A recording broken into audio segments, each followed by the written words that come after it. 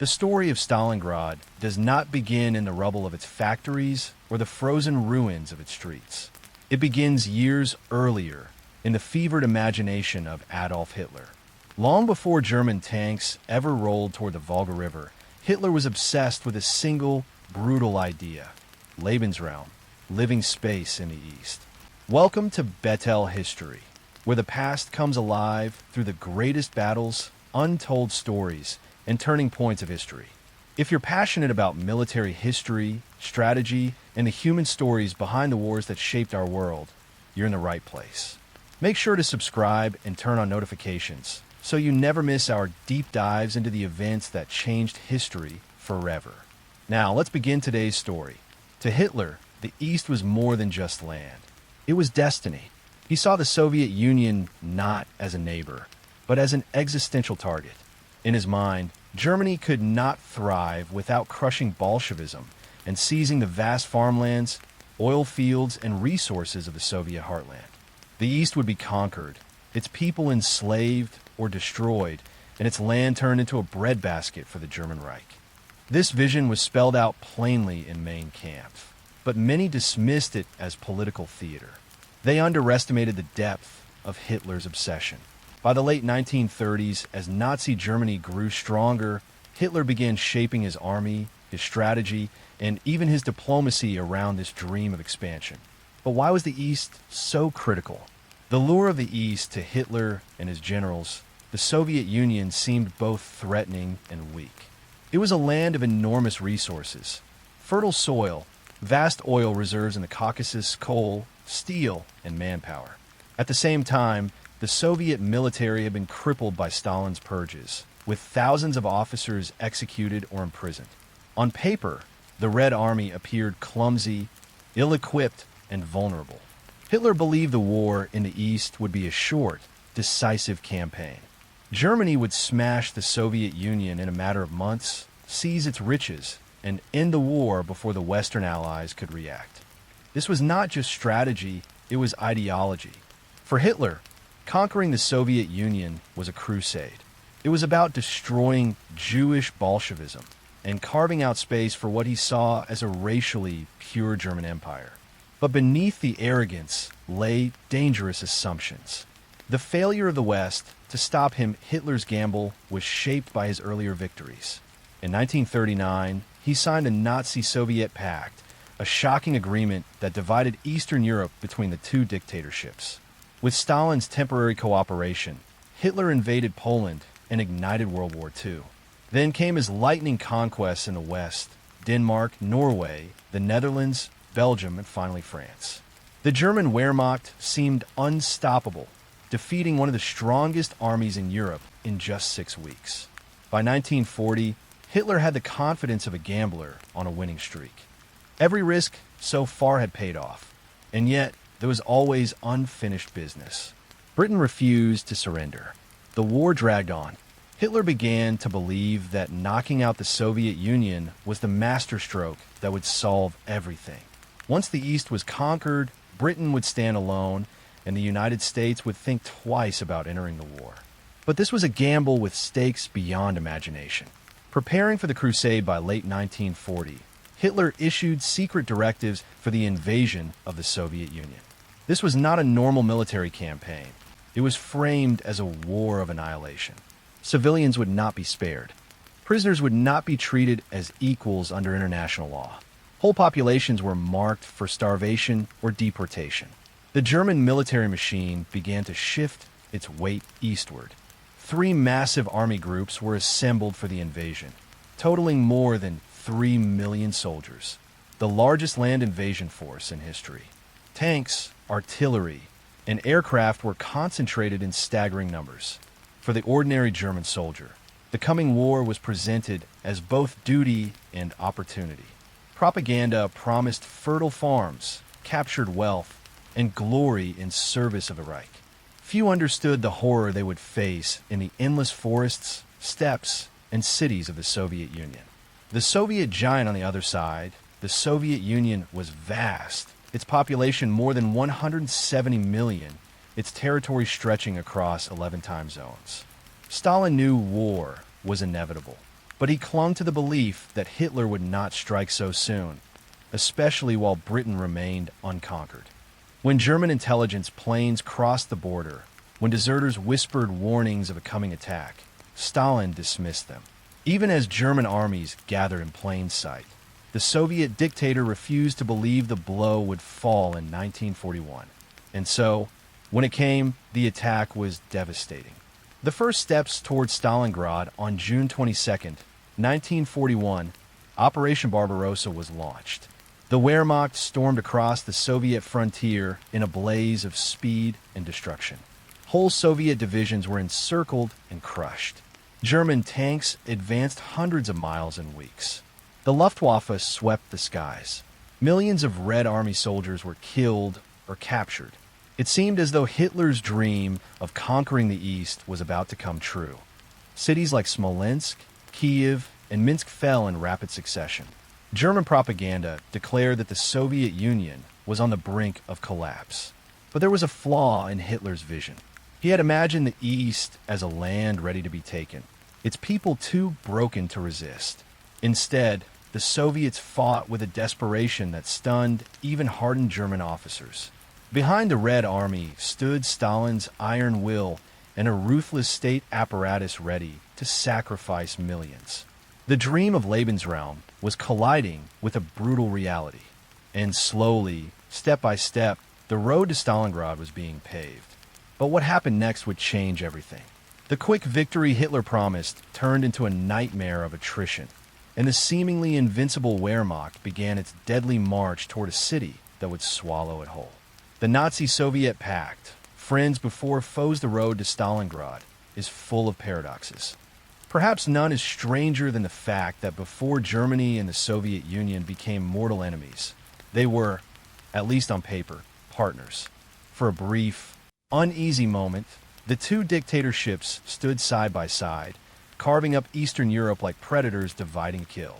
This partnership was sealed in August 1939 with the signing of the Molotov-Ribbentrop Pact. To the world, it was a shocking alliance. Communism and Nazism were supposed to be sworn enemies. Hitler had railed against Bolshevism for years, and Stalin despised fascism. Yet now the two systems shook hands. Behind the smiles and staged photographs lay something darker, a secret protocol dividing Eastern Europe into spheres of influence. Poland, the Baltic states, Finland, and Romania were carved up in secret, as if their independence meant nothing. For Hitler, the pact was a tactical masterstroke. It gave him the green light to invade Poland without fear of Soviet intervention. For Stalin, it bought time. Time to rebuild his army, time to push his borders westward, time to prepare for the storm he knew would eventually come. But this pact, born of cynicism, would not last. The carving of Poland on September 1st, 1939, Hitler launched his attack on Poland. Just over 2 weeks later, Stalin struck from the east. The Polish state was crushed between the two powers in a matter of weeks. Cities were bombed, armies overwhelmed, and civilians displaced by the millions. German and Soviet soldiers even held joint victory parades, smiling together as Poland burned. For ordinary Poles, this was a nightmare, caught between two merciless occupiers. For Hitler and Stalin, it was proof that their cynical partnership was working. Yet beneath the surface, the seeds of betrayal were already planted.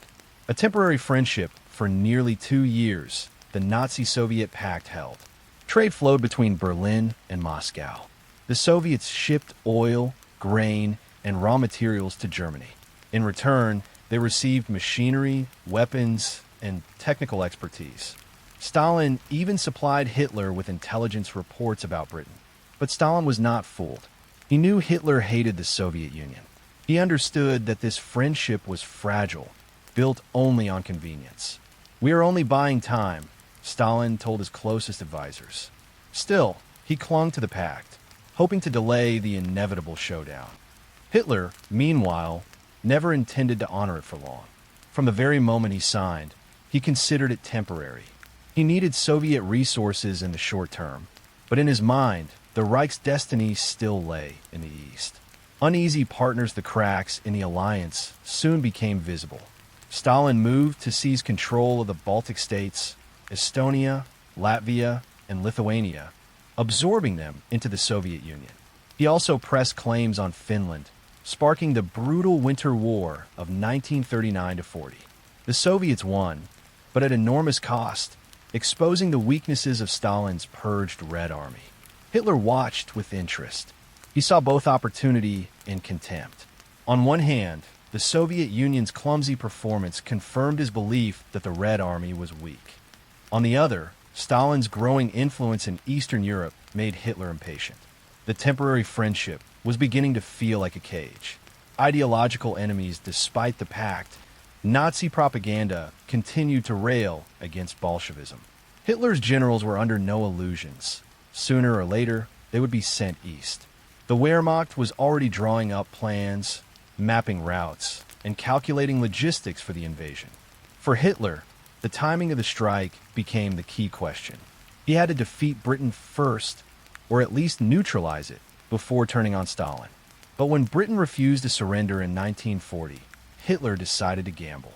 He convinced himself that crushing the Soviet Union quickly would actually force Britain to the negotiating table. It was the logic of a gambler who believed his luck could never run out. Stalin's miscalculation. Stalin, for his part, was determined to keep the pact alive. He refused to believe Hitler would risk war on two fronts. Even when German reconnaissance planes flew over Soviet territory, even when spies warned of invasion, Stalin dismissed the reports. The irony was bitter. Stalin trusted the word of his enemy more than the warnings of his own officers. When German diplomats reassured him that their troops massing on the border were only for training exercises, Stalin nodded and pretended to believe them. His miscalculation would cost millions of lives. The pact crumbles by late 1940. Hitler made his decision. The Soviet Union would be destroyed. The pact had served its purpose. Now it was time to pursue the true dream of Lebensraum. On December 18, 1940, he signed Directive 21, the order for Operation Barbarossa. The countdown had begun, but what happened next would shake the world. The largest invasion in history was about to be unleashed, and the temporary friendship of Hitler and Stalin would explode into the bloodiest conflict mankind had ever seen. Operation Barbarossa, a war of annihilation, begins. Dawn broke on June 22, 1941, with a roar unlike anything the world had ever heard. Along a front stretching nearly 1,800 miles, the German Wehrmacht unleashed the largest invasion in human history. More than 3.3 million soldiers, 3,500 tanks, 7,000 artillery pieces, and 2,000 aircraft stormed across the Soviet frontier. Operation Barbarossa had begun. The earth shook with artillery barges. Villages burned within hours. Soviet border posts were obliterated in minutes. For countless Soviet soldiers, the first sign of war was not orders from their commanders, but the whistling shriek of incoming shells. This was not just another campaign. From the very start, Barbarossa was framed as a war of annihilation, a crusade to destroy Jewish Bolshevism and seize living space for the German Reich. Hitler made it clear this was not about treaties or negotiations. This was about conquest and extermination. And in those first weeks, it seemed unstoppable. The Blitzkrieg rolls east. The German war machine struck with breathtaking speed. Army Group North swept toward Leningrad. Army Group Center lunged at Moscow. And Army Group South surged toward the fertile lands of Ukraine and the Volga Basin. Soviet defenses, caught by surprise, buckled under the assault. Within days, the Luftwaffe destroyed over 1,000 Soviet aircraft, many still parked neatly on their airfields. Entire Soviet divisions were encircled, cut off, and annihilated. In places like Białystok and Minsk, hundreds of thousands of Soviet soldiers were captured in vast pockets. German officers marveled at the scale of their victories. To the ordinary German soldier, it felt as though the campaign might be over in weeks. Letters home spoke of endless columns of prisoners and burning Soviet towns. One soldier wrote, "We march endlessly forward. Villages vanish in smoke behind us. The Russians surrender in droves. Victory feels certain. But behind the apparent triumph lay the seeds of disaster. A ruthless vision Hitler had made his intentions brutally clear. This was not a conventional war. The Wehrmacht was instructed to fight without mercy. Political officers of the Red Army, the commissars, were to be executed on the spot. Civilians suspected of resistance were to be shot. Entire populations were marked for starvation, their food diverted to feed the German war machine. The notorious Einsatzgruppen, mobile killing squads, followed the front lines. Their mission was chillingly simple: hunt down Jews, communists, and other undesirables and eliminate them. Villages in Ukraine and Belarus were turned into killing grounds. Tens of thousands were massacred within weeks. Barbarossa was not just a military invasion. It was a genocidal project. Stalin's shock in Moscow. Joseph Stalin was stunned. Despite months of warnings, despite German forces massing on his borders, he had refused to believe Hitler would strike. When the invasion began, Stalin vanished from public view for days, reportedly retreating to his dacha in despair. Yet the Soviet state did not collapse. The Red Army reeled under the onslaught, but it did not break. Orders went out for scorched earth. As Soviet forces retreated, they burned crops, destroyed factories, and evacuated entire industries eastward beyond the Urals. If Hitler wanted the East, he would inherit a wasteland. Meanwhile, ordinary Soviet citizens were swept into the firestorm. Families fled burning towns, clutching what little they could carry. Farmers watched as their livestock was seized by both armies. Civilians dug trenches, built barricades, and prepared for sieges. For them, there was no choice but to endure. The prisoners of war, perhaps the most tragic victims of Barbarossa's opening months, were the Soviet soldiers taken captive. In the encirclements of Kiev, Smolensk, and Vyazma, entire armies surrendered. By the end of 1941, nearly 3 million Soviet POWs were in German hands. But captivity meant little hope of survival. The Germans made no effort to feed or shelter them adequately. Prison camps became open fields where prisoners starved or froze to death. Eyewitnesses described men clawing the earth for roots, drinking from puddles, and collapsing by the thousands each day. This was deliberate policy. Hitler believed the Soviet soldier was subhuman, not worth feeding. By the spring of 1942, over 2 million Soviet POWs had perished. The drive toward the Volga, despite the brutality, German progress seemed unstoppable. By autumn 1941, German tanks stood within sight of Moscow's outskirts. In the south, Army Group South surged deep into Ukraine, capturing vast cities and rich farmland. The path toward the oil fields of the Caucasus and the city of Stalingrad was opening. And yet, the Soviets refused to die. Reinforcements poured in. Factories, relocated east of the Urals, began producing tanks, guns, and aircraft at astonishing speed. Soviet generals, though shaken, learned from their defeats. The Red Army, bloodied but unbroken, was adapting. The quick victory Hitler promised was already slipping away. Winter strikes back as the first snows fell in late 1941. The German advance slowed. Troops shivered in summer uniforms, frostbite claiming fingers and toes. Fuel froze in tanks, weapons jammed in the bitter cold. Supplies ran thin, stretched across endless miles of hostile territory. At Moscow, the Soviets launched a counteroffensive, hurling back the exhausted Germans. The dream of conquering the Soviet Union in a single campaign had died. The war Hitler envisioned as lightning fast was becoming something far worse. A war of attrition, of endurance, of resources. And in this war, Germany was overmatched. But Hitler refused to admit defeat. Instead, he doubled down. If Moscow had not fallen, then perhaps the South would provide the victory he craved. Oil, the Volga, and the city bearing Stalin's name. This would be the next great prize. And so, the road to Stalingrad truly began. The drive to Moscow, first hints of German overreach by the autumn of 1941. The German army stood on the threshold of what seemed like total victory. Operation Barbarossa had crushed vast Soviet armies, taken millions of prisoners, and advanced hundreds of miles in just months. German officers believed they were about to deliver the knockout blow, the capture of Moscow, the Soviet capital, the very heart of Stalin's empire. But history has a way of punishing hubris. The drive to Moscow, codenamed Operation Typhoon, began in late September 1941. It was meant to be the final strike, the decisive offensive that would end the war in the East.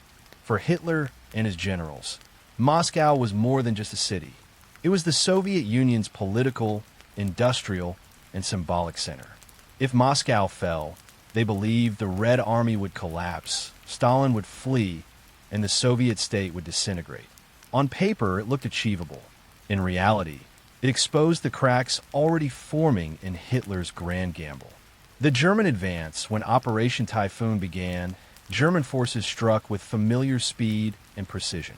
By early October, they encircled huge Soviet armies at Vyazma and Bryansk, capturing another 600,000 prisoners. It was one of the greatest encirclements in military history.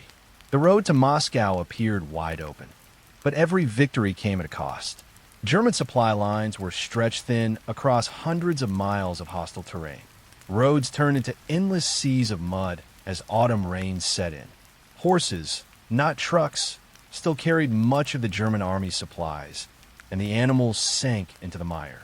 Soldiers trudged knee-deep in muck, exhausted, their boots dissolving in the filth. And the Soviets, though battered, refused to break. Soviet defiant Stalin had declared that Moscow must be defended at all costs. Soviet factories churned out weapons around the clock.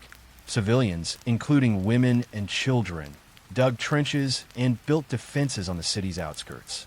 Reinforcements arrived from the east. Even Siberian divisions hardened by brutal winters, now redeployed after Stalin learned Japan would not attack the Soviet Union in the Far East. German officers were shocked to see new Soviet divisions appearing again and again, as if from nowhere. One wrote in his diary, "Every time we think we have destroyed the Red Army, new units emerge. They fight with desperation I have never seen." The Germans were learning the hard way. The Soviet Union was not France. Its depth, its manpower, its willingness to endure suffering were unlike anything the Wehrmacht had faced. The Rasputitsa, the mud season as October dragged on, nature itself joined the battle. The infamous Rasputitsa, the autumn mud, turned roads into rivers of sludge. Trucks and tanks bogged down. Horses collapsed in exhaustion. Supplies piled up far behind the front. Soldiers cursed as they tried to drag artillery pieces through the muck. Food ran short. Ammunition trickled forward in small quantities. The once smooth advance ground into a miserable crawl, and all the while, the Soviets dug deeper around Moscow. The gates of Moscow, by late November, German spearheads had pushed to within sight of Moscow's suburbs. Some units advanced, so close they could see the city's spires in the distance. German high command believed victory was within their grasp. Hitler even began boasting of a triumphal entry. But the soldiers on the ground felt the reality more keenly. The temperature plummeted. Snow began to fall. Troops still wore summer uniforms, their bodies unprepared for the Russian winter. Weapons jammed in the cold. Fuel froze in its containers. The Wehrmacht had not been equipped for winter warfare. Hitler had assumed the campaign would be over long before snow fell. Now, his men were paying the price for that arrogance. The Soviet counterblow on December 5th, 1941, the Soviets struck back. Reinforced by fresh Siberian troops, equipped for winter and trained to fight in sub-zero temperatures, the Red Army launched a massive counteroffensive. German units, exhausted and ill-prepared, reeled under the onslaught. For the first time in the war, the Wehrmacht was forced into retreat. Moscow did not fall. The German army, undefeated until now, was thrown back from the capital. Hitler's dream of a lightning-fast conquest of the Soviet Union was shattered. Cracks in the vision, the failure to take Moscow, was more than just a lost battle. It was a psychological turning point. German officers began to doubt whether victory in the East was possible. Soldiers, once convinced of their invincibility, now faced the grim reality of a drawn-out struggle against a seemingly endless enemy. But Hitler refused to accept this. He raged at his generals, sacked commanders, and issued harsh orders forbidding retreats. If Moscow had not fallen, he believed, then perhaps the South would hold the key. There lay Ukraine, the Caucasus oil fields, and the great city on the Volga, Stalingrad. The quick victory had failed, but Hitler was not ready to abandon his dream of Lebensraum. Instead, he shifted his focus. The next campaign would not be against Moscow, but against the South, toward the oil, the river, and the city that bore Stalin's name. And there, the fate of the German Sixth Army would be sealed. Soviet resilience. Stalin's ruthless survival strategy. When the German invasion began, few outside the Soviet Union believed it could survive. The Red Army had been smashed again and again, its divisions swallowed in vast encirclements. Millions of men had been killed, captured, or scattered. By the autumn of 1941, it seemed that the Soviet Union was on the brink of collapse. But Stalin and his regime refused to yield. What unfolded in those desperate months was not simply military resistance, but a brutal survival strategy. Ruthless, uncompromising, and willing to sacrifice millions to keep the state alive. This was the essence of Soviet resilience, a mixture of fear, patriotism, and sheer determination forged in the fires of disaster. Stalin's grip, Joseph Stalin, was no stranger to crisis. He had risen to power through paranoia and blood, purging his rivals and ruling through terror. Now, as Hitler's armies surged toward Moscow, Stalin faced his greatest test. At first, he faltered. When Operation Barbarossa struck, Stalin disappeared from public view for several days, reportedly in shock. But when he returned, he emerged more determined than ever. He gave one simple order, not one step back. Retreat was to be punished as treason. Cowardice meant execution. Whole units were told they would be shot if they abandoned their positions. Stalin's brutal methods were designed to stiffen the Red Army's spine, even if it meant drowning cowardice in blood. For Soviet soldiers, the choice was stark: die facing the Germans or die at the hands of their own commanders. Order number 227, not one step back. In July 1942, as the Germans prepared their push toward the south, Stalin issued the infamous Order number 227. Its message was blunt. Panic mongers and cowards must be exterminated on the spot. Not one step back without orders from higher command. To enforce this, blocking detachments were stationed behind the front lines. Their job was not to fight the enemy, but to shoot their own soldiers if they retreated. It was a strategy born of desperation and cruelty, but worked. Soldiers who might have fled were forced to stand and fight. Entire armies stiffened under the iron grip of Stalin's order. The People's War, but Stalin's survival strategy was not limited to soldiers. The entire Soviet population was mobilized. Factories in Western Russia were dismantled and shipped eastward beyond the Ural Mountains, reassembled under brutal conditions. Workers, men, women, and even children labored around the clock, producing tanks, aircraft, and rifles. The feat was staggering. In 1942, even as German armies occupied vast swaths of territory, Soviet industry actually outproduced Germany in tanks and aircraft. Stalin had turned the Soviet Union into a war machine, fueled by sacrifice and suffering. Civilians in occupied zones were told to resist by any means. Partisan groups sabotaged German supply lines, ambushed convoys, and spread fear behind enemy lines. Though poorly armed, they forced the Germans to divert thousands of troops to guard railways and roads. The Soviet Union was fighting with its entire body, not just its army, but its factories, its farms, and its people. Terror and patriotism. Stalin's survival strategy was built on two pillars: terror and patriotism. The terror was relentless. Executions, arrests, and purges kept the army and people in line. But patriotism was no less powerful. Propaganda hammered home the idea that the war was a struggle for survival, not just of the Soviet state, but of the Russian people themselves. Posters showed German soldiers as monsters. Radio broadcasts called on workers to build weapons faster, on soldiers to fight harder, on civilians to resist no matter the cost. For many, the war became personal. Families saw their homes burned, their towns destroyed, their loved ones killed. Surrender was no longer an option. The German invader had to be driven back, or everything would be lost.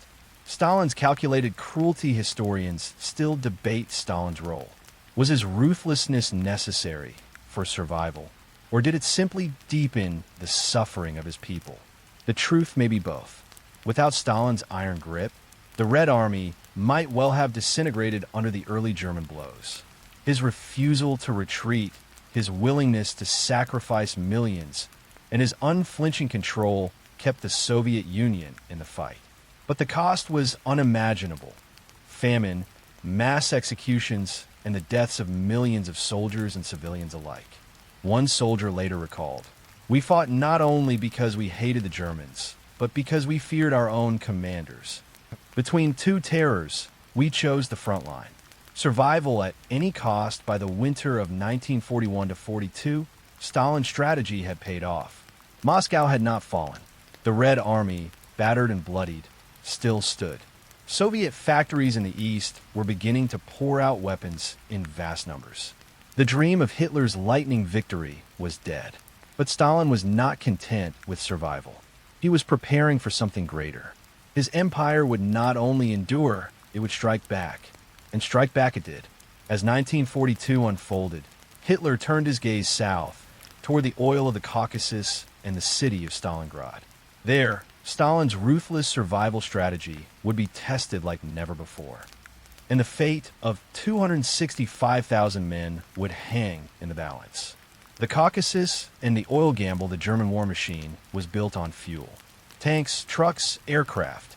Every move of blitzkrieg required oil. Without it, the mighty Wehrmacht would grind to a halt. By 1942, Hitler's supply lines were stretched thin. Romania's oil fields in Ploiești could not satisfy the insatiable hunger of his armies. If Germany was to continue the war, it needed more. That more lay in the south, in the rich oil fields of the Caucasus, stretching across Baku, Maykop, and Grozny.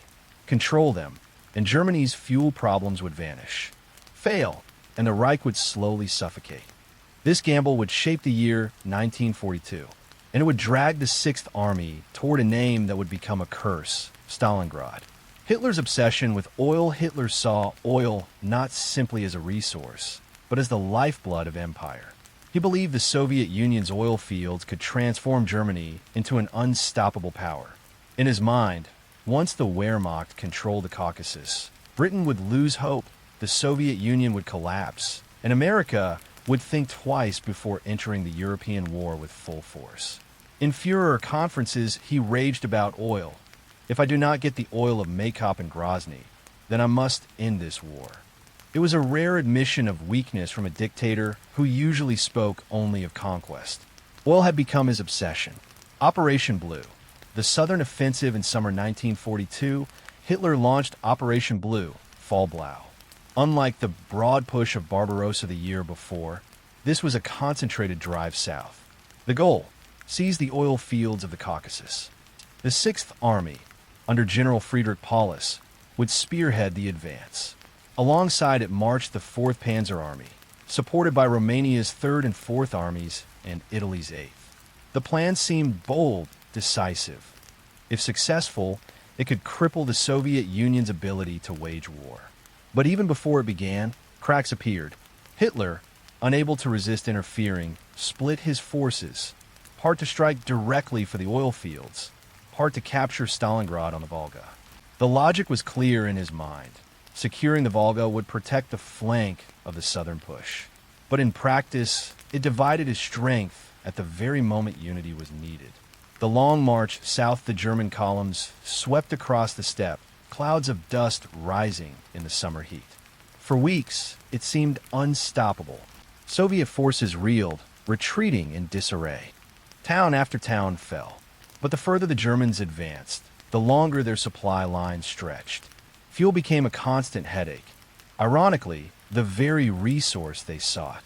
Soldiers joked bitterly that their tanks would run out of fuel before they ever reached the oil fields. Meanwhile, Soviet commanders, including the brilliant Georgy Zhukov, understood what Hitler was after.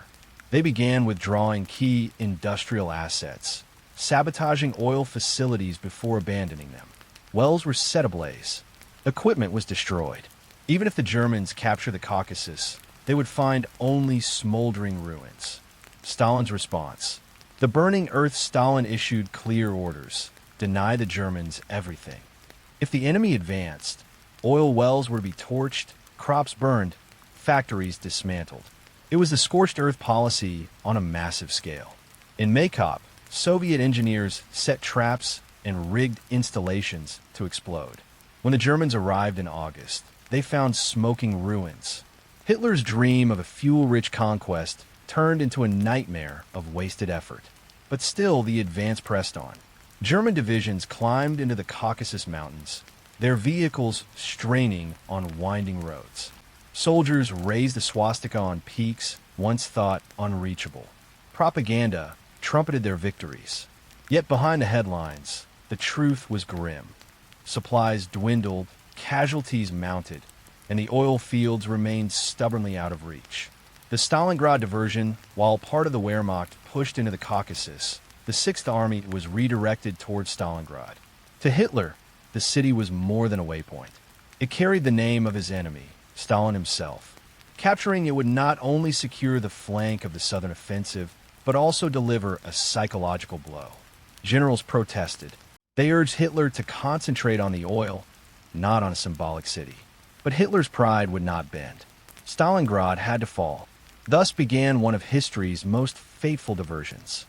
Instead of focusing entirely on the oil gamble, the Germans found themselves drawn into a brutal, grinding battle on the Volga. Oil versus steel. The Caucasus campaign and the battle for Stalingrad were two sides of the same coin. One sought fuel, the other prestige. But together, they stretched the Wehrmacht beyond its limits. German soldiers in the Caucasus fought in thin mountain air, their tanks bogged down on narrow roads. Others marched into the ruins of Stalingrad, where every street became a killing ground. The oil gamble had turned into a trap. Instead of securing fuel, Hitler was bleeding his armies dry in battles they could not afford. The seeds of disaster. By late 1942, the grand offensive was faltering. The Germans had advanced deep into enemy territory, but their supply lines were overstretched, their allies exposed, and their resources strained to the breaking point. The Soviets, though battered, were preparing something vast. A counteroffensive unlike anything the Germans had seen. And Stalingrad, the city Hitler had chosen as his obsession, would be its target. The gamble for oil had failed to deliver. Now, in the ruins of Stalingrad, the tide of war was about to turn. The Sixth Army, proud and powerful, was marching into the jaws of a trap that would swallow 265,000 men. Why Stalingrad? The symbol, the river, the name. By the summer of 1942, Hitler's armies had pushed farther than any invader in history. They stood on the doorstep of the Caucasus oil fields, their banners planted deep in Soviet soil. Yet, amid all this vastness, one city on the Volga River became the focal point of the entire war. Stalingrad. To the Germans, it was supposed to be just another waypoint, an industrial hub to secure the flank of their southern advance. But to Hitler, it became an obsession, and to Stalin, it became a line that could not be crossed. Stalingrad was more than a city. It was a symbol, a lifeline, and its very name made it the center of a battle that would decide the fate of the world. A city of iron and smoke founded as Tsaritsyn and renamed after Joseph Stalin, Stalingrad was a sprawling industrial powerhouse on the western bank of the Volga. Its skyline was dominated by factories, steelworks, tractor plants, arms depots that fueled the Soviet war effort. The Red October factory, the Barbarossa ordnance plant, and the tractor factory were not just buildings. They were the beating heart of the Soviet war machine. They churned out tanks, guns, and ammunition even as German bombers darkened the skies above. To capture Stalingrad was to cripple Soviet industry in the south. To hold it was to keep the war machine alive. The lifeline of the Volga River, wide and commanding, was more than a geographical feature. It was a highway of life. Supplies, reinforcements, and oil from the Caspian Sea flowed north along its waters. Without control of the Volga, Soviet logistics would collapse in the south. Hitler understood this. He saw the river as a dagger into the Soviet Union's body. Cut it, and the Red Army would bleed. That alone gave Stalingrad immense strategic weight. A city with Stalin's name, but strategy was only part of the story. The true reason Stalingrad became the center of Hitler's attention was pride. The city bore the name of his greatest enemy, Joseph Stalin. To Hitler, conquering Stalingrad meant more than a military victory. It meant humiliation of the man he despised. It was a propaganda prize, a symbolic conquest that would echo across the world. In Berlin, maps were drawn with bold arrows. Propaganda speeches spoke of the city as a target destined to fall. Hitler himself declared, "We will take Stalingrad, and the world will tremble." But in Moscow, Stalin's response was equally uncompromising. He would not allow his city to fall. To lose Stalingrad was to lose face, to invite whispers of weakness. Stalin's order was simple: defend it to the last man. A clash of wills thus. What might have been a secondary battle transformed into a struggle of egos and symbols. Two dictators, each unwilling to back down, turned the city into an arena of annihilation. For the Germans, Stalingrad was supposed to secure their southern flank, shielding the advance into the Caucasus. For the Soviets, it became a line in the sand, a stand that must be made no matter the cost. Both sides poured men and resources into the ruins. Both declared the city would never be given up. The stage was set not for a battle of maneuver, but for a battle of wills. Propaganda and morale, the name, Stalingrad, carried weight far beyond the battlefield. Soviet newspapers hailed it as the fortress of socialism, the shield of the motherland. Songs were written, posters distributed, slogans shouted. Not a step back. Stalingrad will stand. For German soldiers, propaganda promised swift victory. They were told the city was already cracking, that its capture would be the final nail in the Soviet coffin. Yet as the days dragged on and the streets filled with fire and death, those promises turned to ash. The city's symbolic power fueled morale on both sides. It transformed every ruin, every building, into a matter of pride. Soldiers fought not just for ground, but for the meaning attached to it. A city already doomed by the time the first German shells fell on Stalingrad in August 1942, the city was already a ruin in the making. Luftwaffe bombers reduced neighborhoods to rubble, killing tens of thousands in a single raid. Civilians dug into cellars. Soldiers fortified factories, and the Volga ferried reinforcements across under fire. The German high command thought the city would collapse in weeks. Instead, it became a fortress of stone and willpower. Stalingrad's fate, Hitler wanted the city for its name. Stalin demanded it be held for its honor. The Volga demanded it be fought for as a lifeline. Industry demanded it be defended as the engine of war. Never before had so many layers of meaning been piled upon a single place. And never before would so much blood be shed for so few streets. Stalingrad was no longer just a city. It was destiny, and the Sixth Army, marching toward it with confidence, had no idea it was marching into a graveyard. The Sixth Army, Germany's pride, and its commander Paulus by the summer of 1942. The German Sixth Army was the spearhead of Hitler's grand design in the East. It was vast, formidable, and battle-hardened, a force that seemed unstoppable. To its soldiers, it was a badge of honor to serve under its banner. To its enemies, it was a name whispered with dread. And at its head stood General Friedrich Paulus, a man who would rise from obscurity to command one of the most powerful armies ever assembled, only to see it consumed in the ruins of Stalingrad. The making of a war machine, the Sixth Army, was not born in Stalingrad. It had carved its reputation long before. Formed from the reorganization of Wehrmacht forces in 1940, it had seen service in the early campaigns of France, then turned eastward in 1941 with Operation Barbarossa. By 1942, it was a giant, nearly 300,000 men, supported by thousands of guns, tanks, and aircraft. Its divisions were drawn from some of the finest Germany could muster, reinforced by Romanian and Hungarian allies.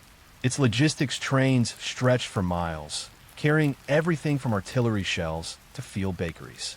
Wherever the Sixth Army advanced, Soviet resistance crumbled. It had become the sharp edge of Hitler's southern offensive, and expectations for it were sky high. The man at the top, Friedrich Paulus, yet the man chosen to command this juggernaut, was no seasoned warrior. Friedrich Paulus was a career officer with a reputation for staff work rather than battlefield daring. Meticulous, soft-spoken, and almost painfully cautious, he was the very picture of a desk general. Paulus had risen through the ranks not by boldness, but by precision. He was a planner, a thinker, a man who excelled at logistics and detail. His fellow officers respected his intellect, but some doubted his ability to inspire men in the chaos of battle. Ironically, that very trait was what drew Hitler to him. The Führer distrusted independent-minded commanders who might question his orders. Paulus, obedient and methodical, seemed the perfect candidate. Hitler reportedly said, "Paulus is a man who will do what I tell him." A soldier's view of Paulus among the troops, Paulus inspired mixed feelings. Some admired his calm, orderly demeanor. He was not a tyrant, nor a glory seeker, and he showed concern for the welfare of his men. Others, however, found him indecisive, hesitant to take risks, too reliant on orders from above. One officer later remarked, "Paulus was the kind of general who would rather wait for instructions than seize the moment." In the brutal and fast-moving world of the Eastern Front, hesitation could be deadly. Confidence before the storm despite doubts about their commander. The Sixth Army marched towards Stalingrad with supreme confidence. Its soldiers had seen victory after victory. They believed in the Wehrmacht's superiority, in German discipline, in their weapons and training. For many, the campaign felt like the final step in a long journey. Capture Stalingrad, and the Soviet Union would surely collapse. Then it would only be a matter of time before the war was won.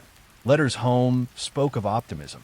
One young infantryman wrote, "Stalingrad is the key to everything. Once we have it, the Russians will be finished. We will be home by Christmas." The reality would prove unimaginably different. A force stretched thin even as the Sixth Army advanced. Cracks were forming beneath its polished surface. Supply lines were strained, equipment worn, and soldiers exhausted from the long summer campaign. The Romanian and Hungarian allies attached to its flanks were poorly equipped, their morale fragile. But none of this seemed to matter in the glow of constant victories. The Sixth Army had become a symbol of German strength, the hammer with which Hitler would smash the Soviet Union. Paulus, ever the obedient servant, did not challenge the strategy. He followed orders, moved his divisions, and prepared to storm the city on the Volga.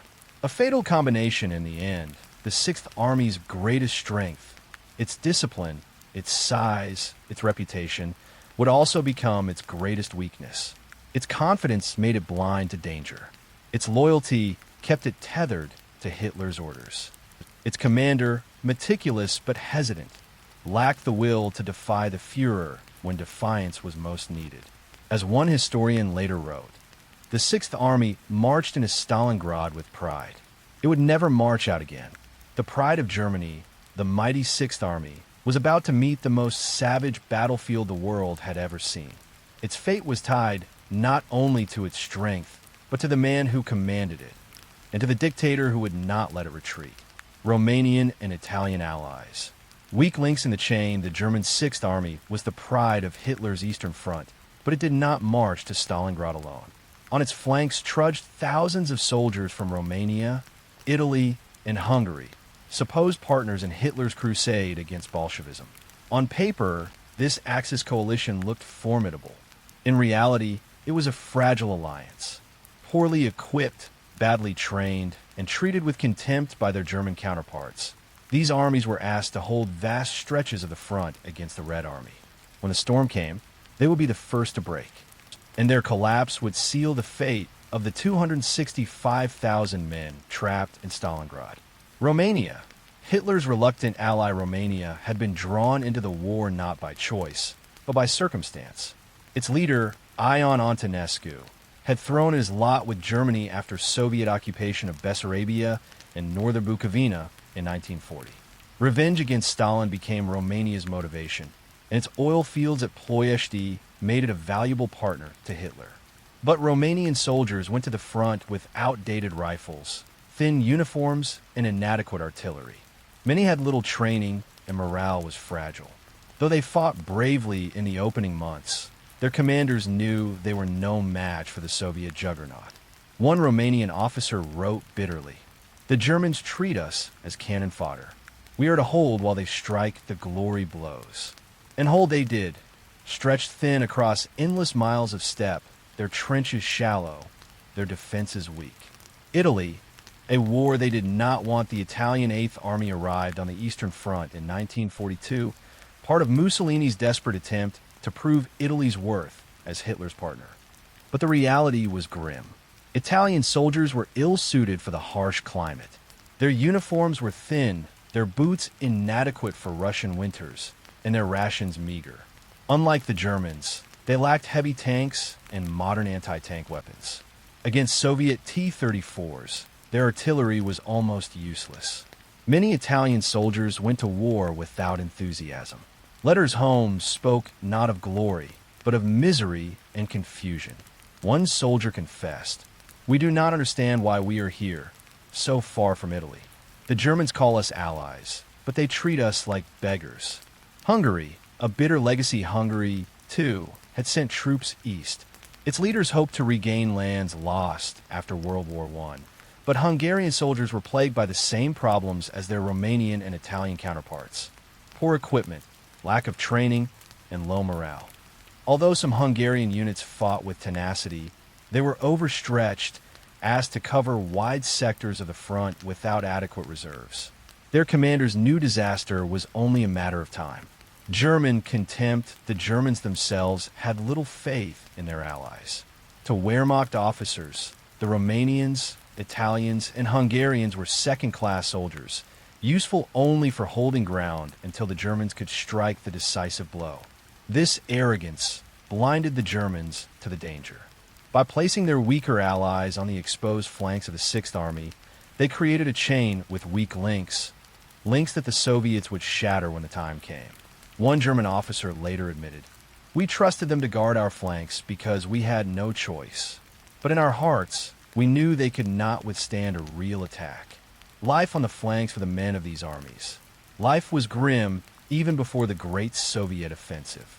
They dug shallow trenches in frozen soil, ate thin rations, and shivered in the bitter Russian winds. Supplies meant for them often went to the Germans. Ammunition was scarce. Winter coats were luxuries. And yet, despite these hardships, many fought stubbornly. Romanian units in particular held their lines far longer than the Germans had expected. But bravery could not make up for lack of weapons, tanks, and air support. The coming storm in November 1942, when the Soviets launched Operation Uranus, they struck not at the hardened German Sixth Army, but at its allies. The Red Army knew where the weak points were. The Romanians on one flank, the Italians and Hungarians on the other. They were the cracks in the armor. Within days, these armies would be shattered. Tens of thousands killed, captured, or scattered. The once mighty Sixth Army would find itself cut off, surrounded, and doomed. The fate of Stalingrad was not decided only in the city's ruins. It was decided on the icy steppe, where the weakest links in Hitler's coalition broke beneath the hammer of the Red Army. Crossing the steppe, the harsh march east the road to Stalingrad was not paved with glory. It was dust, sweat, and endless steppe for the men of the Sixth Army and their allies. The march eastward in the summer of 1942 was a trial of endurance long before they even saw the city on the Volga.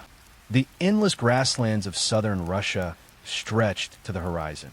There were no mountains, no forests, no shelter, just burning sun by day, bitter cold by night, and a landscape that seemed to swallow armies whole. This was the path to Stalingrad. and it would grind down even the strongest before the real battle had even begun. The summer advance, when Operation Blue began in June 1942, morale was high.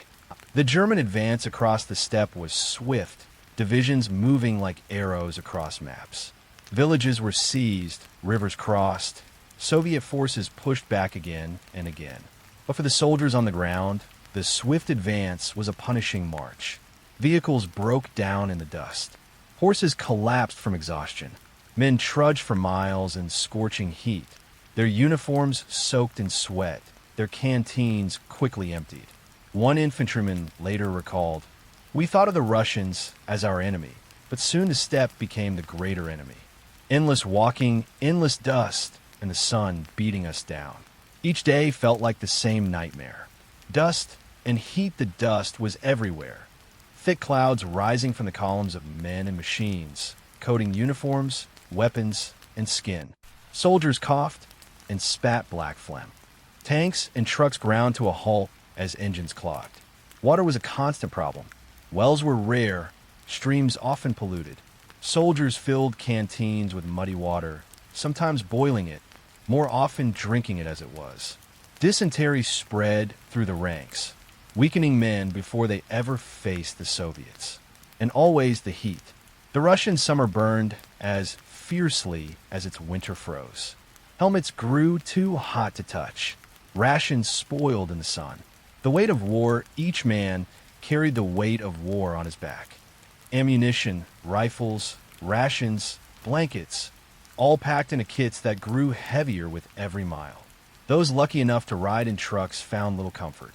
The vehicles bounced across rutted tracks, leaving men bruised and sore. For the supply convoys, the march was worse. Horse-drawn wagons struggled to keep up with the mechanized units. Animals collapsed by the roadside, their carcasses left for crows. The further the army moved east, the more its lifelines stretched thin. Supplies from Germany took weeks to arrive, and much was lost to Soviet partisans who prowled the rear lines, derailing trains and ambushing convoys. Soviet resistance in retreat, though the Red Army seemed to be falling back, it did not simply vanish. Soviet rearguard struck suddenly, then melted away. Bridges were blown, wells poisoned, crops burned. Villages offered little shelter. Most were already destroyed or abandoned. For German soldiers, frustration grew. The enemy would not stand and fight. Instead, he made the advance itself a punishment. Civilians caught in the tide alongside the soldiers. Civilians trudged the same roads. Refugees fled eastward with carts, animals, and what little belongings they could carry. Many starved along the way. Others were caught up by the German advance, pressed into forced labor, or left to fend for themselves. Soldiers saw starving children begging by the roadside, elderly women collapsing in fields, men too weak to continue. It was a vision of a land bled dry, a countryside turned into a graveyard by retreat and war. The long shadows by August, the steppe was changing. The burning heat gave way to cold winds at night. Soldiers began to feel the bite of autumn. Coats and boots were scarce. Supply trucks struggled to bring winter gear forward in time. The men joked bitterly. First the sun will kill us, then the frost. The steppe was merciless. It devoured strength, drained morale, and punished every step. Even before reaching Stalingrad, the Sixth Army was already weary. The first glimpse, then, in the distance across the wide horizon, came the first sight of the Volga. A ribbon of blue cutting through the endless plains. And beyond it, a haze of smoke, factories, and chimneys. Stalingrad. The soldiers cheered, believing the end was near. They thought the city would fall in weeks, that this long march was almost over. They had no idea they were marching into a furnace from which most would never return. The march across the steppe was only the beginning. The worst was yet to come. Ahead lay a city turned into a fortress in a battle unlike any the world had ever seen. First clashes, blood on the Volga's edge in late August 1942. The thunder of war reached the banks of the Volga. The German Sixth Army, after its long march across the steppe, had finally arrived at the gates of Stalingrad. For weeks, they had dreamed of this moment, the city that would end the war in the east. But when the first shells fell and the first men crossed into the suburbs, they realized Stalingrad would not be taken easily. The battle began not with the storming of streets, but with fire raining from the sky. And from that first clash, it was clear this was no ordinary city fight. This was the opening act of a nightmare. The Luftwaffe's inferno on August 23rd, 1942, the Luftwaffe unleashed one of the most destructive raids of the war. Waves of German bombers droned overhead, dropping thousands of tons of explosives on Stalingrad. The city erupted into flames. Wooden houses vanished in firestorms. Factories crumbled into rubble. Tens of thousands of civilians died in a single day, burned alive or crushed under collapsing buildings. The Germans believed this devastation would break Soviet resistance before the real battle even began. Instead, the ruins became a fortress. What had once been streets and neighborhoods was now a maze of rubble, perfect for defense. One Soviet survivor remembered. The sky turned black. The earth shook. It was as if the world itself was ending. But when the fires burned out, we were still here. And we swore to fight. The first push the 6th Army began probing the city's defenses. German infantry advanced cautiously into the outskirts, supported by panzers and artillery. They expected broken resistance. Instead, they met fanatical defenders who fought for every building, every courtyard, every trench. The Soviets had turned basements into bunkers, ruins into strong points, and factory machines into barricades. Even the city's workers and civilians joined in. Men who had never held a rifle before now fought alongside soldiers. Women carried ammunition and dug trenches. German officers were stunned. The Soviets were not fighting for ground alone. They were fighting for survival. The Volga's lifeline, the river itself, became part of the battlefield. Across the Volga, Soviet reinforcements ferried into the city under constant German fire. Boats and barges were sunk by artillery, their wrecks clogging the riverbank. But still the flow of men continued. Soldiers of the 62nd Army, led by General Vasily Chukov, who swore he would defend Stalingrad or die in its ruins. For the Germans, the Volga was both a prize and a torment. They could see the endless stream of reinforcements, but they could not cut it off completely. Every day, fresh Soviet soldiers crossed, while the defenders inside the city dug deeper.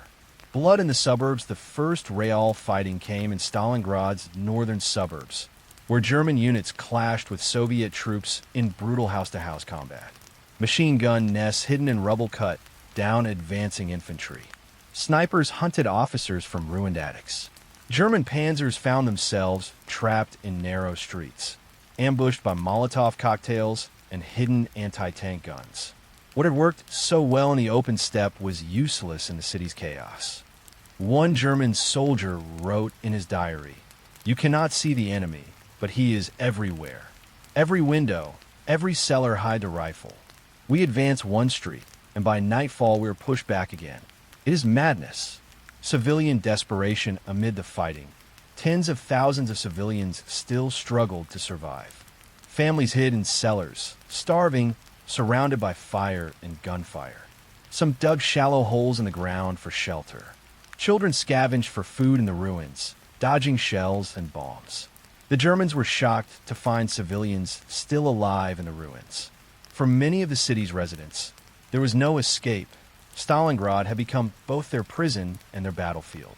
Soviet tenacity despite terrible losses, the Soviets clung to the city's edges. Stalin had made it clear, not one step back. Retreat was unthinkable. Units fought until they were annihilated, then were replaced by fresh reinforcements from across the river. The first clashes set the tone for what Stalingrad would become, a battle of annihilation, fought not for maneuver or territory, but for survival. A war of attrition begins by early September. The Germans had expected victory. Instead, they found themselves trapped in a battle of attrition, bleeding men and supplies for every block. The Luftwaffe's bombs had not destroyed the city's defenders. They had created the perfect battlefield for them. The Volga flowed red with blood. The ruins echoed with gunfire.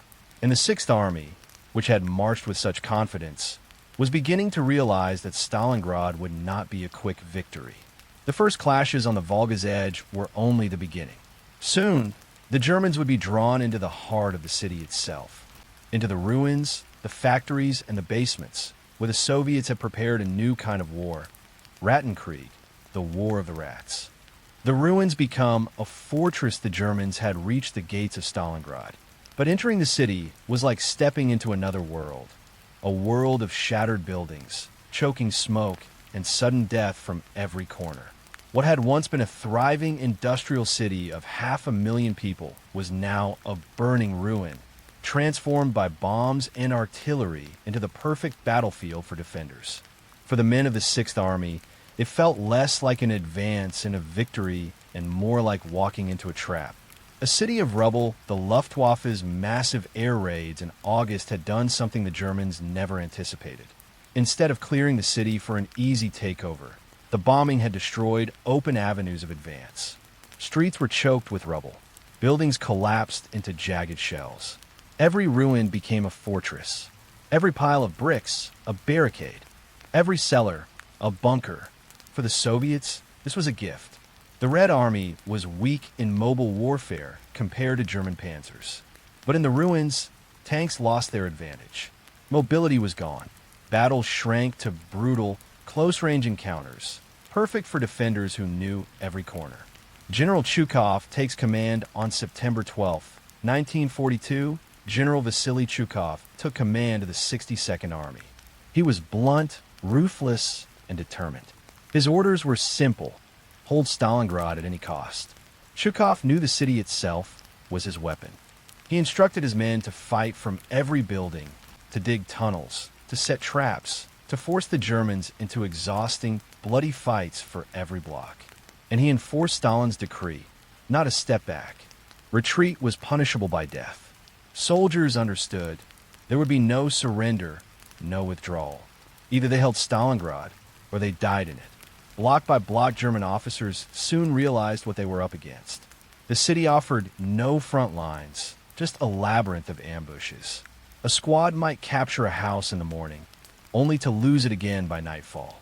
Streets were swept by sniper fire. Courtyards became killing grounds. Trenches linked basements to sewers, letting Soviet troops appear where least expected. The Germans called it Rattenkrieg, the War of the Rats. One German sergeant described it. Every ruin was alive with Russians. You never knew if they were above you, below you, or right behind a wall. We fought for a kitchen, a stairwell, a single room. By the time we cleared one house, we had lost half the company. Factories of death, the great industrial plants of Stalingrad, became fortresses in themselves. The Red October steelworks, the Barricadi ordnance factory, and the tractor plant were turned into strongholds. Machines still stood in place, covered in dust and bullet holes, while soldiers fought among them. Workers who once built tractors or weapons now carried rifles, defending their machines with their lives. The Germans would advance into these cavernous halls, only to be pinned down by machine gun fire from catwalks, stairwells, and broken machinery. Fighting inside the factories was as savage as anything seen in the war. Snipers in the rubble, the ruins, also gave rise to legendary snipers. Men like Vasily Zaitsev, who stalked German officers from the shadows of collapsed buildings. For the Germans, snipers were a nightmare.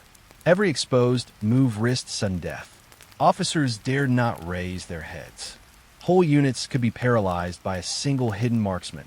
Snipers became heroes for the Soviets, symbols of defiance in a city where ordinary soldiers often survived only days. Civilians in the crossfire, thousands of civilians were still trapped in the ruins. Families lived in cellars with little food, emerging only at night to search for scraps. Many dug graves in their basements for the dead. The Soviets sometimes forced civilians to carry ammunition or dig trenches. The Germans used others as human shields. But most were simply survivors, enduring starvation, cold, and terror while the armies fought above them. A German private later admitted, You could hear children crying in the rubble. It haunted us, but no one could stop to help. We were too busy trying to stay alive ourselves. The Germans pressed forward despite the resistance. The Germans did not stop. Paulus's 6th Army pushed deeper into the city, supported by artillery and airstrikes. Each day, they gained ground, but only a few hundred meters at a time. By October, they controlled most of the city west of the Volga. Yet the Soviets still clung to small strips of land by the riverbank. They were battered, starving, nearly broken, but not destroyed. And for every Soviet unit that perished, another crossed the river under cover of night, replacing them. The trap within the ruins, the Germans believed they were close to victory. They thought one last push would shatter the defenders. But the deeper they went into Stalingrad, the more they bled. Every building, every room cost lives. Supplies strained. Morale faltered. And while the 6th Army was locked in the ruins, Soviet generals outside the city were preparing something far greater. A counterstrike that would turn Stalingrad from a fortress into a trap. Stalingrad had become a fortress of fire and blood. But the battle was only entering its darkest phase. The street-to-street, room-to-room nightmare of Ratten Creek. Ratten Creek. The rat war in Stalingrad streets by autumn 1942, Stalingrad had ceased to be a city in any normal sense. It was now a wasteland of bricks, twisted metal, and ash. For the soldiers fighting there, it became something even worse. A living nightmare of close combat, where survival hinged not on strategy or technology, but on raw endurance and the will to kill. The Germans had never faced anything like it. They had conquered Poland, France, and much of Russia with blitzkrieg, speed, tanks, and maneuver. But in Stalingrad, none of that mattered.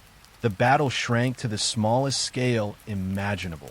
Stairwells, cellars, single rooms. It was war reduced to the most brutal, primitive level. This was Ratten Creek, the War of the Rats. No clear front line, unlike other battles. Stalingrad had no neat divisions between enemy and friendly territory. Germans and Soviets were often separated by only a wall, or sometimes fought in different floors of the same building. One German platoon might hold a kitchen, while a Soviet squad defended the bedroom upstairs. Basements were honeycombed with tunnels, letting Soviet troops appear suddenly behind German lines. Sewer pipes became highways for raiding parties. As one soldier put it, we were not fighting on a front. We were fighting inside a maze. Above, below, behind, it was all the same. You never knew if the enemy was 3 meters away or 30. Fighting for every meter the scale of combat became absurd. Entire regiments were annihilated to capture or defend a single building.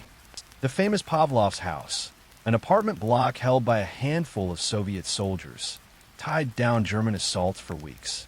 Zhukov's order was clear. Let the Germans bleed themselves dry for every scrap of ground. And they did. Germans advanced with grenades and flamethrowers, only to be met with Molotov cocktails, mines, and desperate counterattacks. Each capture was temporary. By nightfall, Soviet troops often crept back to reclaim what they had lost. The sound of Ratten Creek, the city, was alive with noise, gunfire, collapsing walls, the scream of shells, but the fighting itself was often eerily quiet until the last moment. Soviets waited in the dark of basements, knives and pistols ready. Germans advanced cautiously, whispering to each other. Then, sudden explosions, screams, and the roar of automatic fire.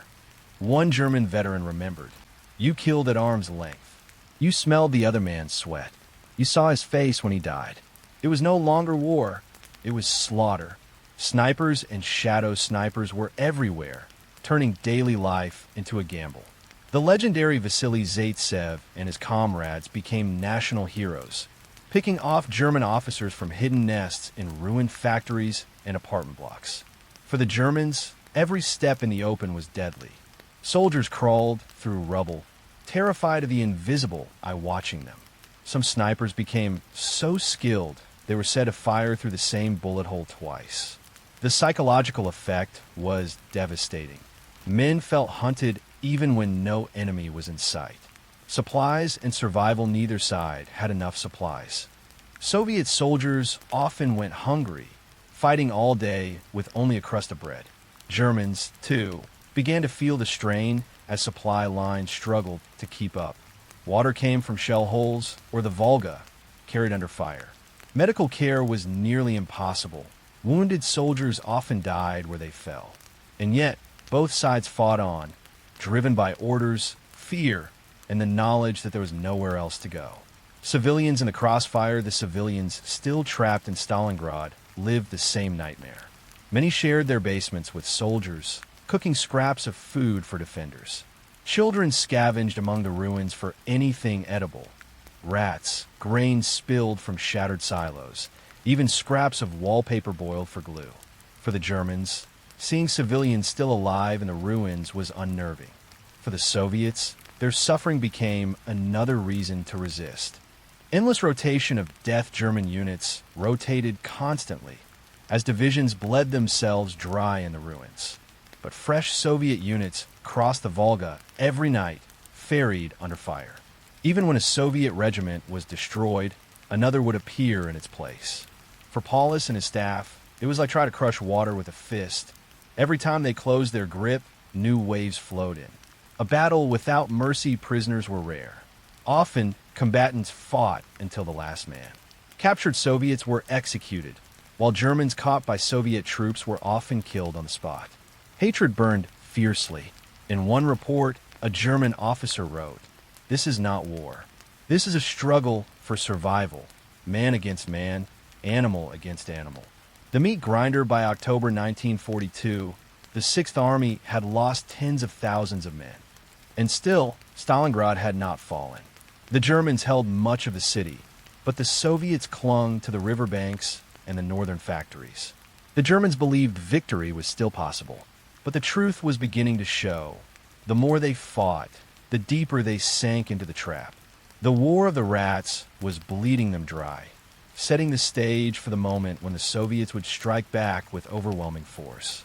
The city had become a furnace, devouring lives by the thousands. But for the Soviets, the real turning point was still to come. The snipers' duels, the factory battles, and the brutal clashes that would define Stalingrad as the graveyard of the German army. Snipers and legends. Zaitsev and the duel of marksmen, the ruins of Stalingrad, were not only a battlefield of tanks and artillery, but also a hunting ground. Here, men stalked one another in silence, waiting for the perfect shot. Among the shattered factories and crumbling walls, snipers became both soldiers and legends. For the Red Army, they were symbols of resistance, proof that even a single man, hidden in the ruins, could stop the mighty Wehrmacht. And among them all, one name rose above the rest: Vasily Zaitsev. The rise of Vasily Zaitsev was not a career soldier. Born in Siberia in 1915, he grew up in the Ural Mountains, where hunting was a way of life. As a boy, he learned patience, camouflage, and accuracy while stalking deer and wolves in the forests. When war came, he served in the Soviet Navy. But as the fighting reached Stalingrad, he volunteered for the infantry, demanding to be sent where the battle was fiercest. Armed with a standard Mosin, Nagant rifle, Zaitsev quickly proved himself. Between October and December 1942, he is credited with killing more than 225 German soldiers and officers. But his importance was not just in numbers, he taught others. Zaitsev trained entire units of snipers, creating a sniper movement that multiplied his impact across the city. Snipers as a weapon of morale for the Soviets, Zaitsev became a living legend. His name was spread in newspapers and radio broadcasts, inspiring defenders and terrifying enemies. Stalin himself praised him, holding him up as an example of Soviet resilience. For German soldiers, the effect was the opposite. They knew that at any moment, a hidden Soviet marksman could be watching them. Officers especially became targets. A single sniper could pin down entire companies, sowing fear and hesitation. One German survivor later recalled, "We were afraid to move in daylight. Even a look around a corner meant death. It felt as though the city itself had eyes." The duel of marksmen, according to Soviet accounts.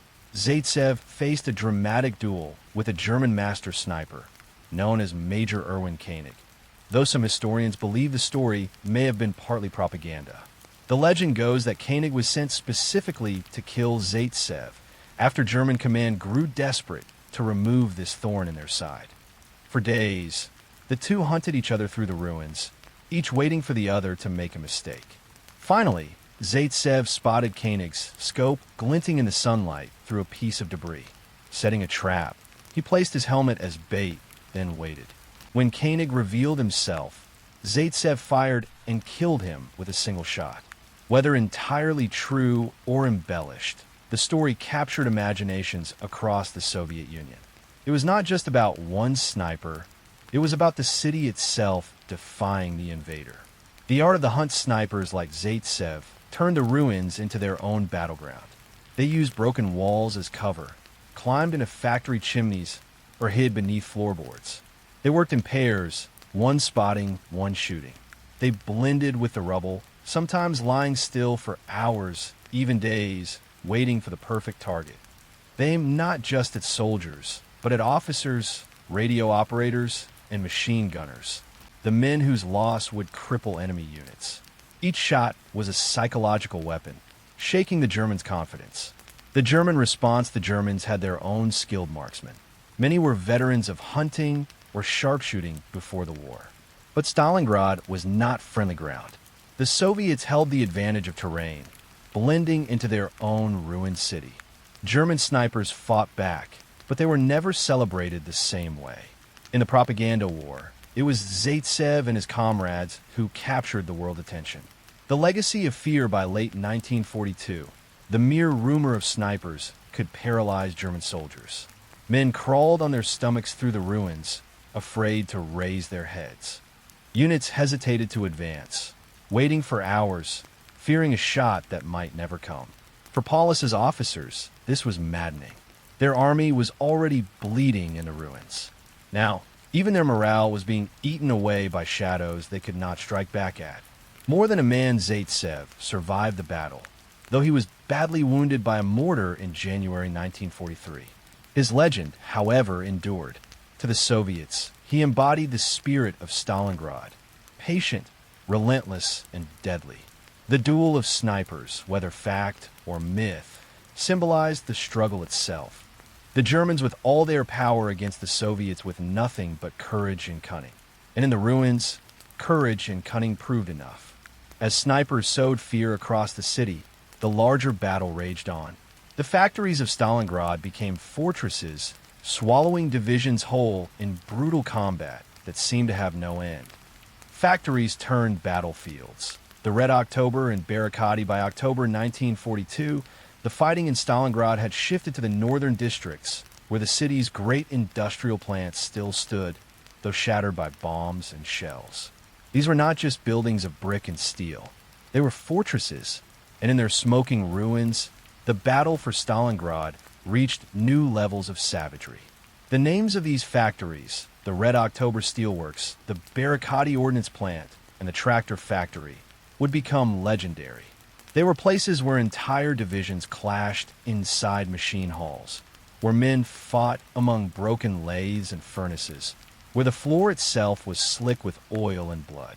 Here, modern war met industrial might, and the city itself seemed to turn against the invaders. The Tractor Factory. On October 14th, 1942, the Germans launched one of their largest assaults of the battle. Their target, the Dzerzhinsky Tractor Factory, a massive complex that once produced farming machinery, but had since been converted to building T-34 tanks. Ironically, when the attack began, tanks were still rolling off its assembly lines. Unfinished machines driven directly from the factory floor into combat. Workers, mechanics, and engineers picked up rifles to fight alongside soldiers. The Germans threw tanks, artillery, and thousands of infantry into the assault. Inside the sprawling halls, fighting broke out between machines, conveyors, and steel frames. The roar of engines mixed with the crack of rifles and the screams of the wounded. A German officer later said, "It was as if hell itself had opened its gates." We fought not in a factory, but in a furnace of steel, fire, and blood. By nightfall, the factory was in German hands, but at terrible cost. Hundreds of Soviet defenders had been killed, but the survivors fell back to new positions near the Volga. The Red October steelworks to the south of the tractor factory lay the Red October steel plant, another sprawling complex of workshops, furnaces, and warehouses. Here, Chukhov's men fought a desperate defensive battle. They used the factory's catwalks as firing positions, its smokestacks as observation posts, its basements as bunkers. The steelworks echoed with gunfire, explosions, and collapsing girders. German units fought their way through, but every capture was bitter. The Soviets counterattacked constantly, using tunnels and rubble to appear where they weren't expected. The result was weeks of deadlock. Neither side could fully secure the plant.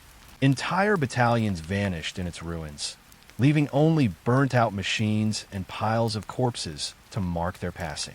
The Barricadi ordnance plant, the Barricadi barricades factory, where artillery pieces had once been manufactured, became another fortress. Here, the Soviets dug deep defensive lines, linking machine halls with trenches and bunkers. German infantry stormed in with grenades and flamethrowers, but they were met by minefields and machine guns hidden among shattered equipment. The scale of destruction was staggering. Huge cranes lay toppled across the floor. Girders hung twisted from the ceilings. Entire walls were blasted open by artillery, exposing soldiers to snipers and machine gun fire from across the complex.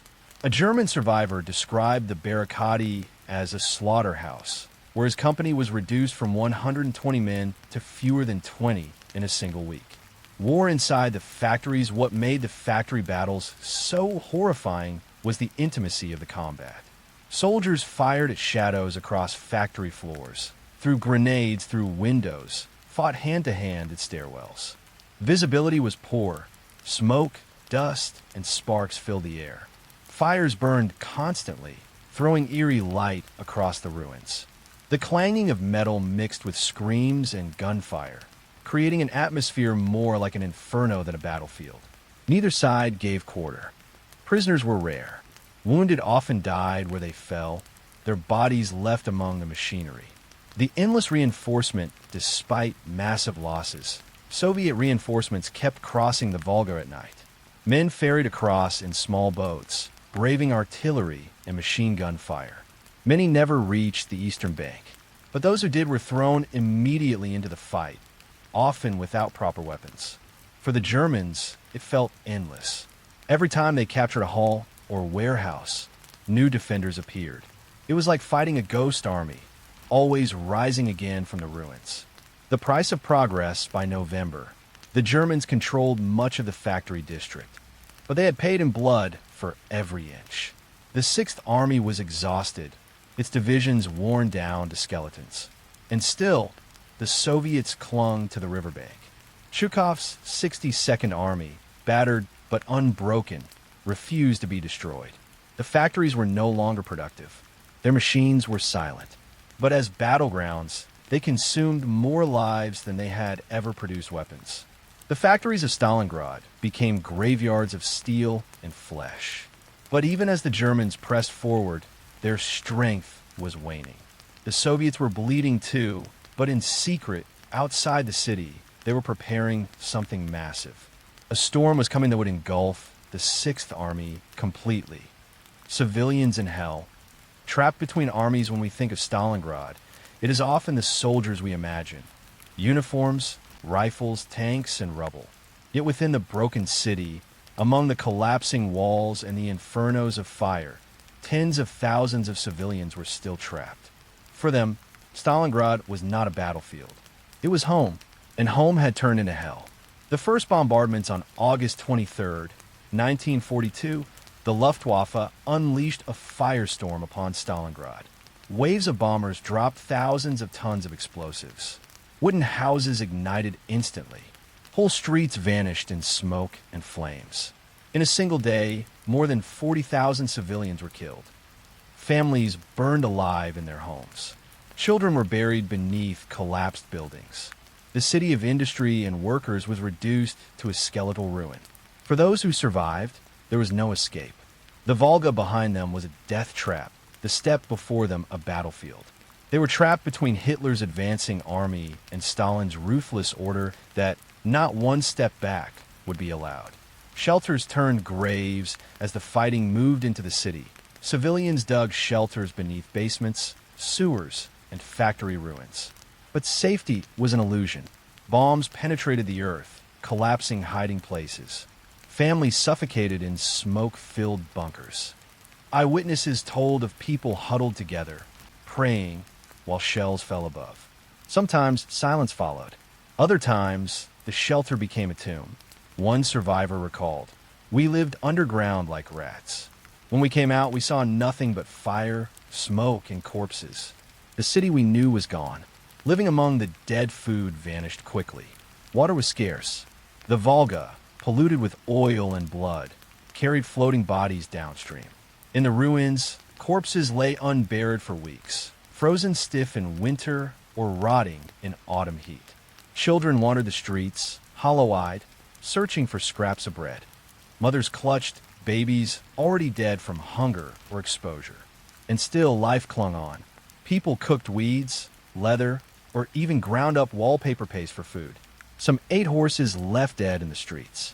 The civilians of Stalingrad lived in a nightmare where hunger, fear, and death were constant companions. Between two armies, the civilians were caught between two merciless powers. For the Germans, they were obstacles or resources. Civilians were used as forced labor to clear rubble, dig trenches, or carry ammunition. Those suspected of helping the Red Army were shot without hesitation.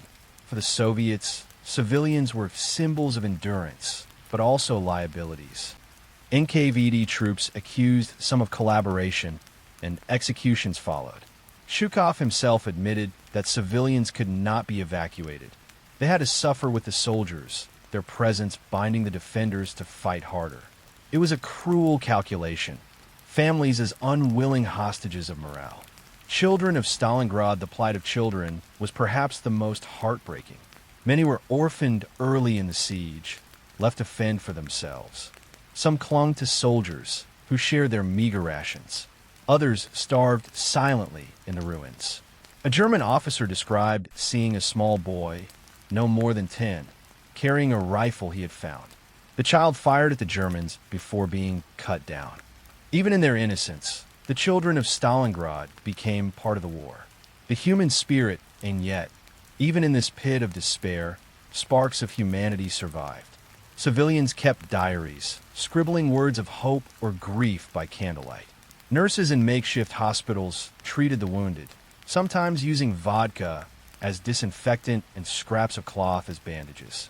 One woman, living in the basement of the Red October factory, recalled, "We were surrounded by war, but still we sang, quietly, so the Germans would not hear. But we sang songs of Russia, songs of hope. It gave us strength."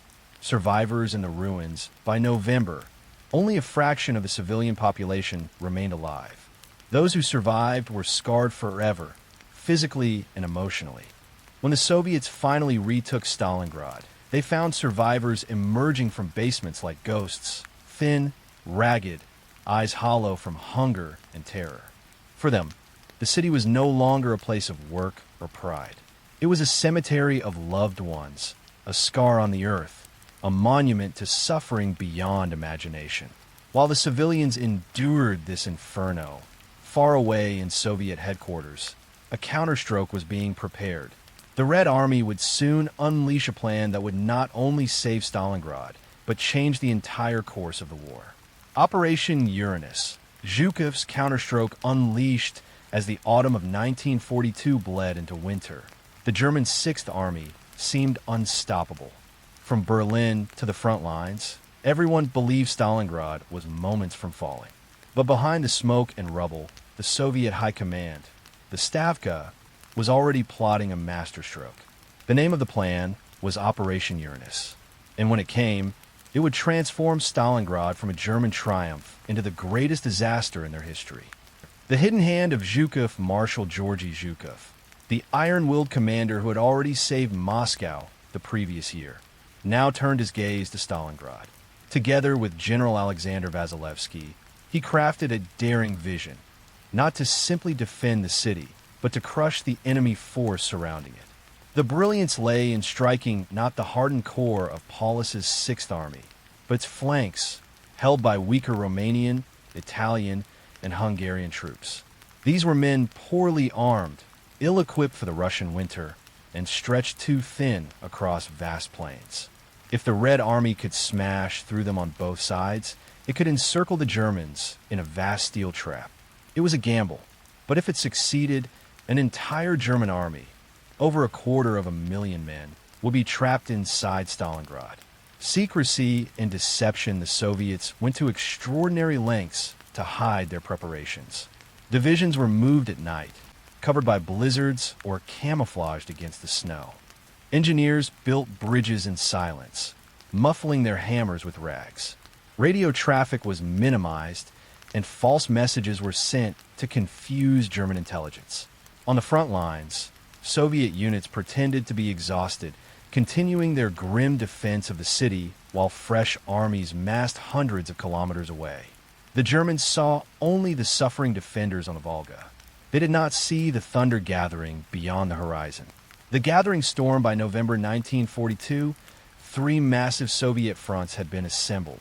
Southwest Front under General Vatutin, Don Front under General Rokossovsky, Stalingrad Front under General Yeremenko, with Nikita Khrushchev as political overseer. In total, over 1.1 million men, 13,000 guns, 900 tanks, and 1,000 aircraft. Against them on the flanks, the Axis had just over 300,000 troops, mostly Romanians, with outdated artillery and few anti-tank weapons. Their lines were thin, fragile, and already battered by weeks of fighting. The trap was set. The date chosen the operation was scheduled for November 19, 1942. On that morning, the Soviets would strike the northern flank held by the Romanian Third Army. The following day, the southern flank held by the Romanian Fourth Army would be assaulted. If both attacks broke through, the 2 Soviet spearheads would link up at the town of Kalik, west of Stalingrad, sealing the Sixth Army inside a colossal encirclement. It was audacious, it was risky, and it would decide the fate of not only Stalingrad, but the entire Eastern Front. The calm before the storm and the days before the assault, a strange silence fell over the steppe. German soldiers reported eerie quiet on the lines. No Soviet attacks, no artillery barges, only the whistling wind carrying snow across the plains. Inside the city, Paulus believed victory was at hand. He reported to Hitler that his forces were close to clearing the last Soviet strongholds by the river. The German press already celebrated Stalingrad as fallen, but outside the city, the Red Army waited like a coiled spring. Dawn on November 19th at 7:30, the sky over the Don steppe erupted. Thousands of Soviet guns opened fire in a thunderous barrage that shook the earth for miles. For 80 minutes, the Romanian lines were drowned in fire and steel. When the barrage lifted, waves of Soviet tanks and infantry surged forward. The Romanians, cold, under-equipped, and terrified, broke almost instantly. Anti-tank guns were powerless against the Soviet T-34s. Soldiers fled or surrendered in droves. By nightfall, the northern flank had collapsed. Entire German supply depots and airfields were overrun. The road to Kalik lay open. The southern blow on November 20th, the second hammer fell. The Romanian Fourth Army, guarding the southern flank, was smashed apart by another massive Soviet assault. Here, too, resistance crumbled quickly. Soviet tank columns poured through the breach, advancing at lightning speed across the snow-covered plains. Now, like 2 jaws of a trap, the northern and southern pincers began to swing shut. The encirclement closes for the German Sixth Army, still fighting inside Stalingrad's ruins. The danger was not immediately clear. Paulus's staff reported the Soviet attacks, but believed them to be local offensives. Hitler dismissed the reports entirely, convinced that the Soviets had no strength left for a major operation. But within days, the truth was undeniable. On November 23, 1942, near Kalach, the northern and southern Soviet spearheads met. Tank commanders shook hands. The encirclement was complete. Inside the pocket, over 265,000 German soldiers, plus thousands of Romanians, Italians, and civilian workers. The trap had closed. Stalingrad was no longer a German victory in the making. It was the beginning of their greatest catastrophe. The hunters had become the hunted. Now the Sixth Army was trapped inside the Kessel, the cauldron. But Hitler had no intention of letting them retreat. Instead, he issued an order that would doom an entire army. The encirclement. Paulus realizes he's surrounded for months. General Friedrich Paulus had believed Stalingrad could be taken. His Sixth Army had fought through the ruins, the factories, the blood-soaked streets. Now, in late November 1942, the news reached him. Soviet pincers had slammed shut west of the city. The hunter was trapped. Paulus's army, 22 divisions, more than 265,000 men, was surrounded. First reports of disaster. At first, Paulus struggled to believe it. His staff brought him fragmentary reports. Romanian lines collapsing, Soviet tanks cutting through open country, German airfields overrun. He thought it must be exaggerated. Surely the Red Army, so beaten down, could not achieve something so bold. But by November 23rd, the truth was undeniable. Soviet spearheads had linked up near Kalach, 60 miles west of Stalingrad. All roads out were cut. The Volga to the east, Soviet armies to the north, south, and west. The Sixth Army was inside a steel ring. The Kessel, the Germans had a word for encirclement. Kessel, the cauldron. That was now Paulus's reality. His army was sealed in a pocket roughly 30 by 40 miles wide. Inside were entire corps of infantry, tanks, artillery, and the rear echelon troops who had supported the push into the city. There were also tens of thousands of wounded men, stricken with frostbite, disease, and hunger. The Sixth Army had once been Hitler's pride. Now it was a giant army trapped like prey. Paulus's dilemma, what should Paulus do? He considered three options: break out immediately, abandoning Stalingrad, and smashing westward to escape before the Soviet ring tightened. Hold position and wait for relief from outside. Defy Hitler's orders and attempt a retreat on his own initiative. The first option, breakout, was militarily sound. Many of his officers urged it. They still had tanks, ammunition, and mobility. But time was short. Each day, the Soviets strengthened the ring. The second option, hold, was what Hitler demanded. The Führer insisted Stalingrad be defended to the last man. To retreat was unthinkable. The third option, defiance, was perhaps the most dangerous of all. Paulus was not a bold gambler like Manstein or Guderian. He was a loyal soldier, cautious, obedient. To disobey Hitler was something he could not bring himself to do. Hitler's order on November 24th, 1942, Hitler issued a direct command. The Sixth Army will stand fast. It will be supplied by air. Relief will come. Surrender is forbidden. With those words, the fate of Paulus's army was sealed. The Sixth Army would not be allowed to retreat. It would fight where it stood. The promise of the Luftwaffe Hermann Göring, head of the Luftwaffe, assured Hitler that his air force could supply the trapped army by air.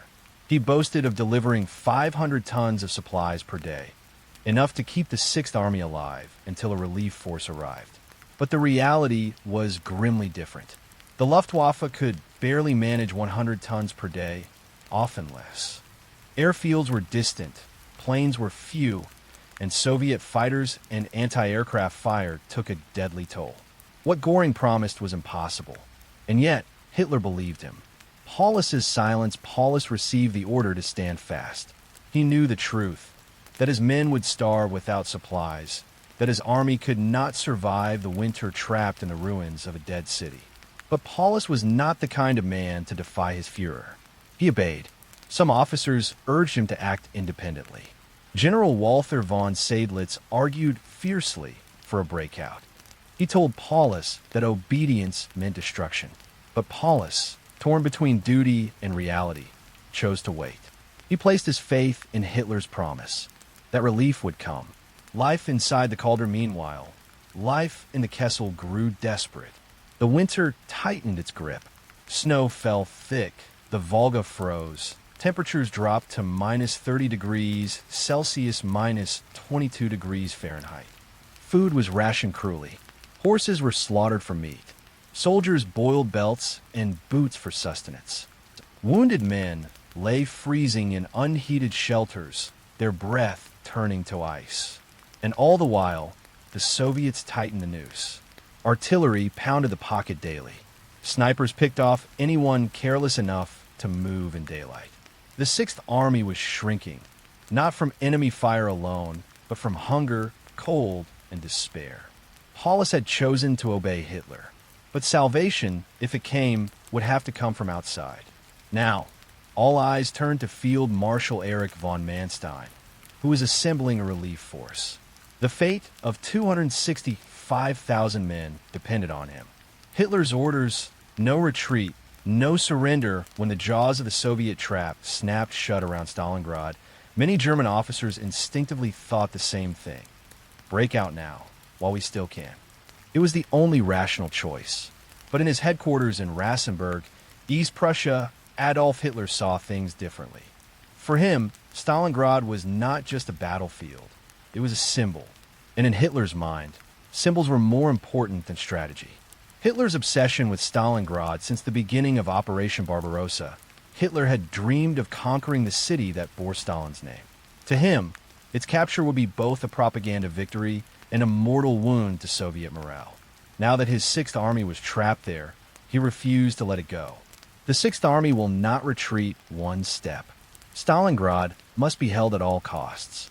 It is the anchor of the Eastern Front. Whoever retreats will be shot. To Hitler, holding Stalingrad was a matter of prestige, not survival. A withdrawal, even a tactical one, was unthinkable. The myth of air supply, when his generals pointed out the danger, Hitler dismissed them.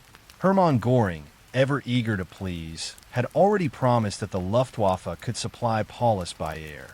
My Luftwaffe will keep the Sixth Army fed and armed. Not a single German soldier will go hungry, Göring boasted.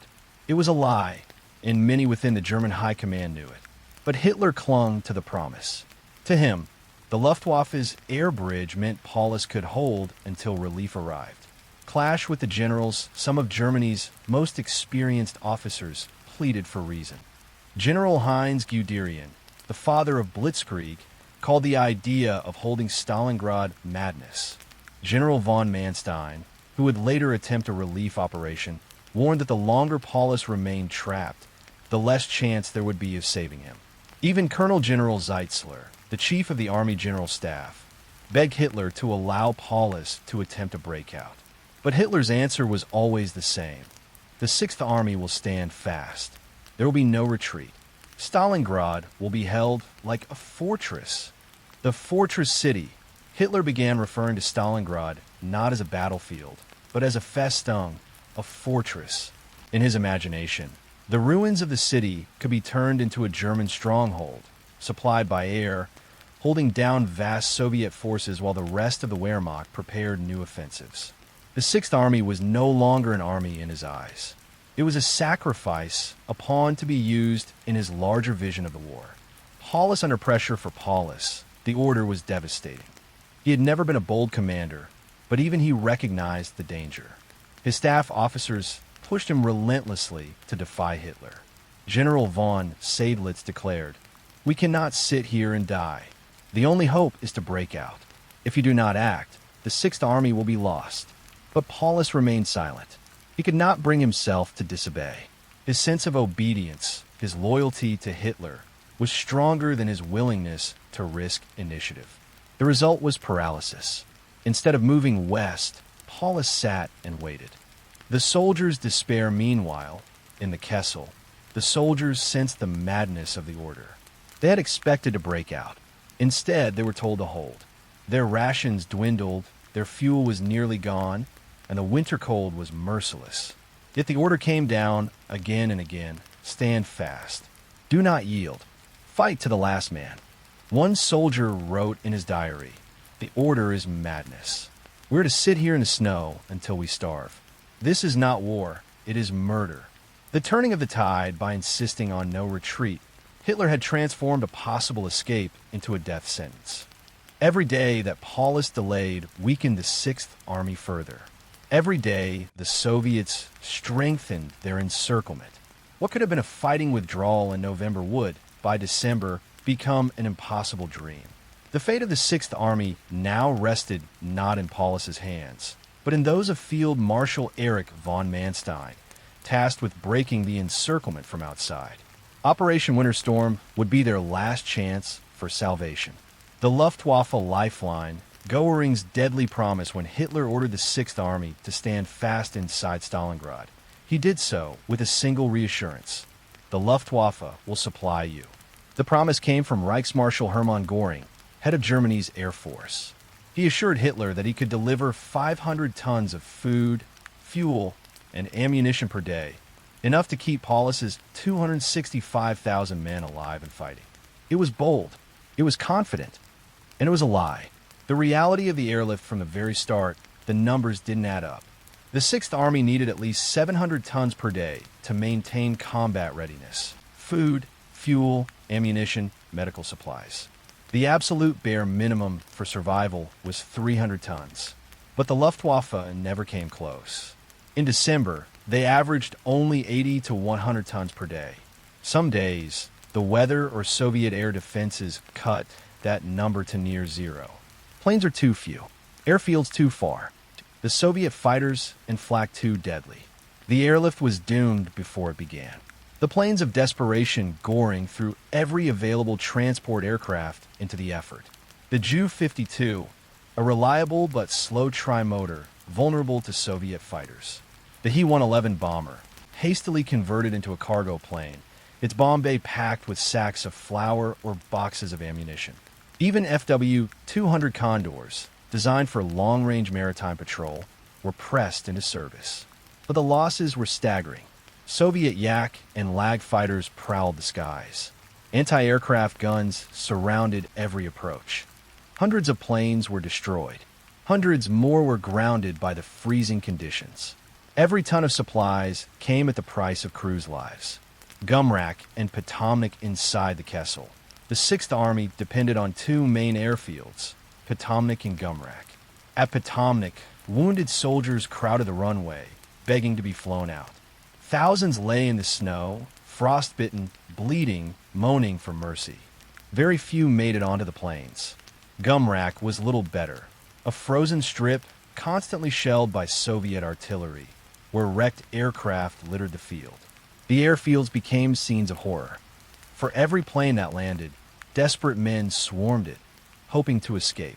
But only a handful ever left. The supplies arrived. Barely the meager supplies that did reach Paulus were almost tragic in their insufficiency. Bread rations fell to just 50 grams per day, barely a crust. Horse meat became a staple, as thousands of starving animals were slaughtered. Ammunition ran so low that artillery batteries fired only a handful of shells each day. Some planes even arrived carrying useless cargo, condoms, coffee, or summer uniforms, because supply officers far away had no idea what was truly needed inside the pocket. For the men of the Sixth Army, the air bridge was not a lifeline. It was a cruel illusion. Voices of the soldiers' German diaries capture the despair. The planes bring us nothing. We are freezing, starving, dying like flies. Göring has betrayed us. Another wrote, "They say the Reichsmarschall promised Hitler we would be supplied. Perhaps he should come here himself and eat his promise." Hitler's blind faith despite the reports. Hitler clung to Göring's pledge. When generals warned him the airlift was impossible, he raged, "You doubt the word of the Reichsmarschall? The Luftwaffe will supply the Sixth Army. Paulus must hold Stalingrad." It was fanaticism dressed as faith, and it condemned an entire army to hunger and despair. The final collapse of the airlift by January 1943, the Soviet ring had tightened. Potomnik was captured, then Gumrak. The last airfields fell, and the airlift ended entirely. Tens of thousands of wounded men who had prayed for evacuation were abandoned.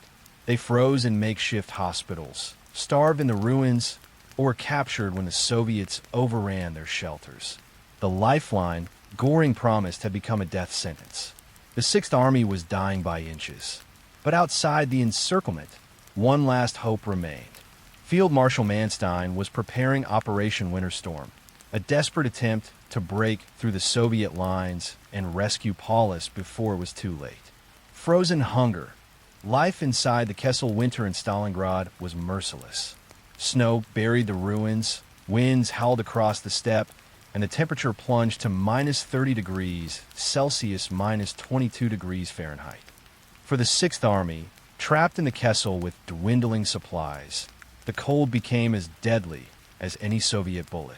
The airlift had failed. Rations were cut to almost nothing. Ammunition was scarce. Horses, once essential for transport, were slaughtered for food. The proud German army, Hitler's spearhead into Russia, was reduced to scavenging for survival. Hunger without end, each soldier needed at least 3,000 calories a day to fight in the frozen ruins. By December, many received less than 1,000. Bread rations fell to 50 to 100 grams per day, less than a slice.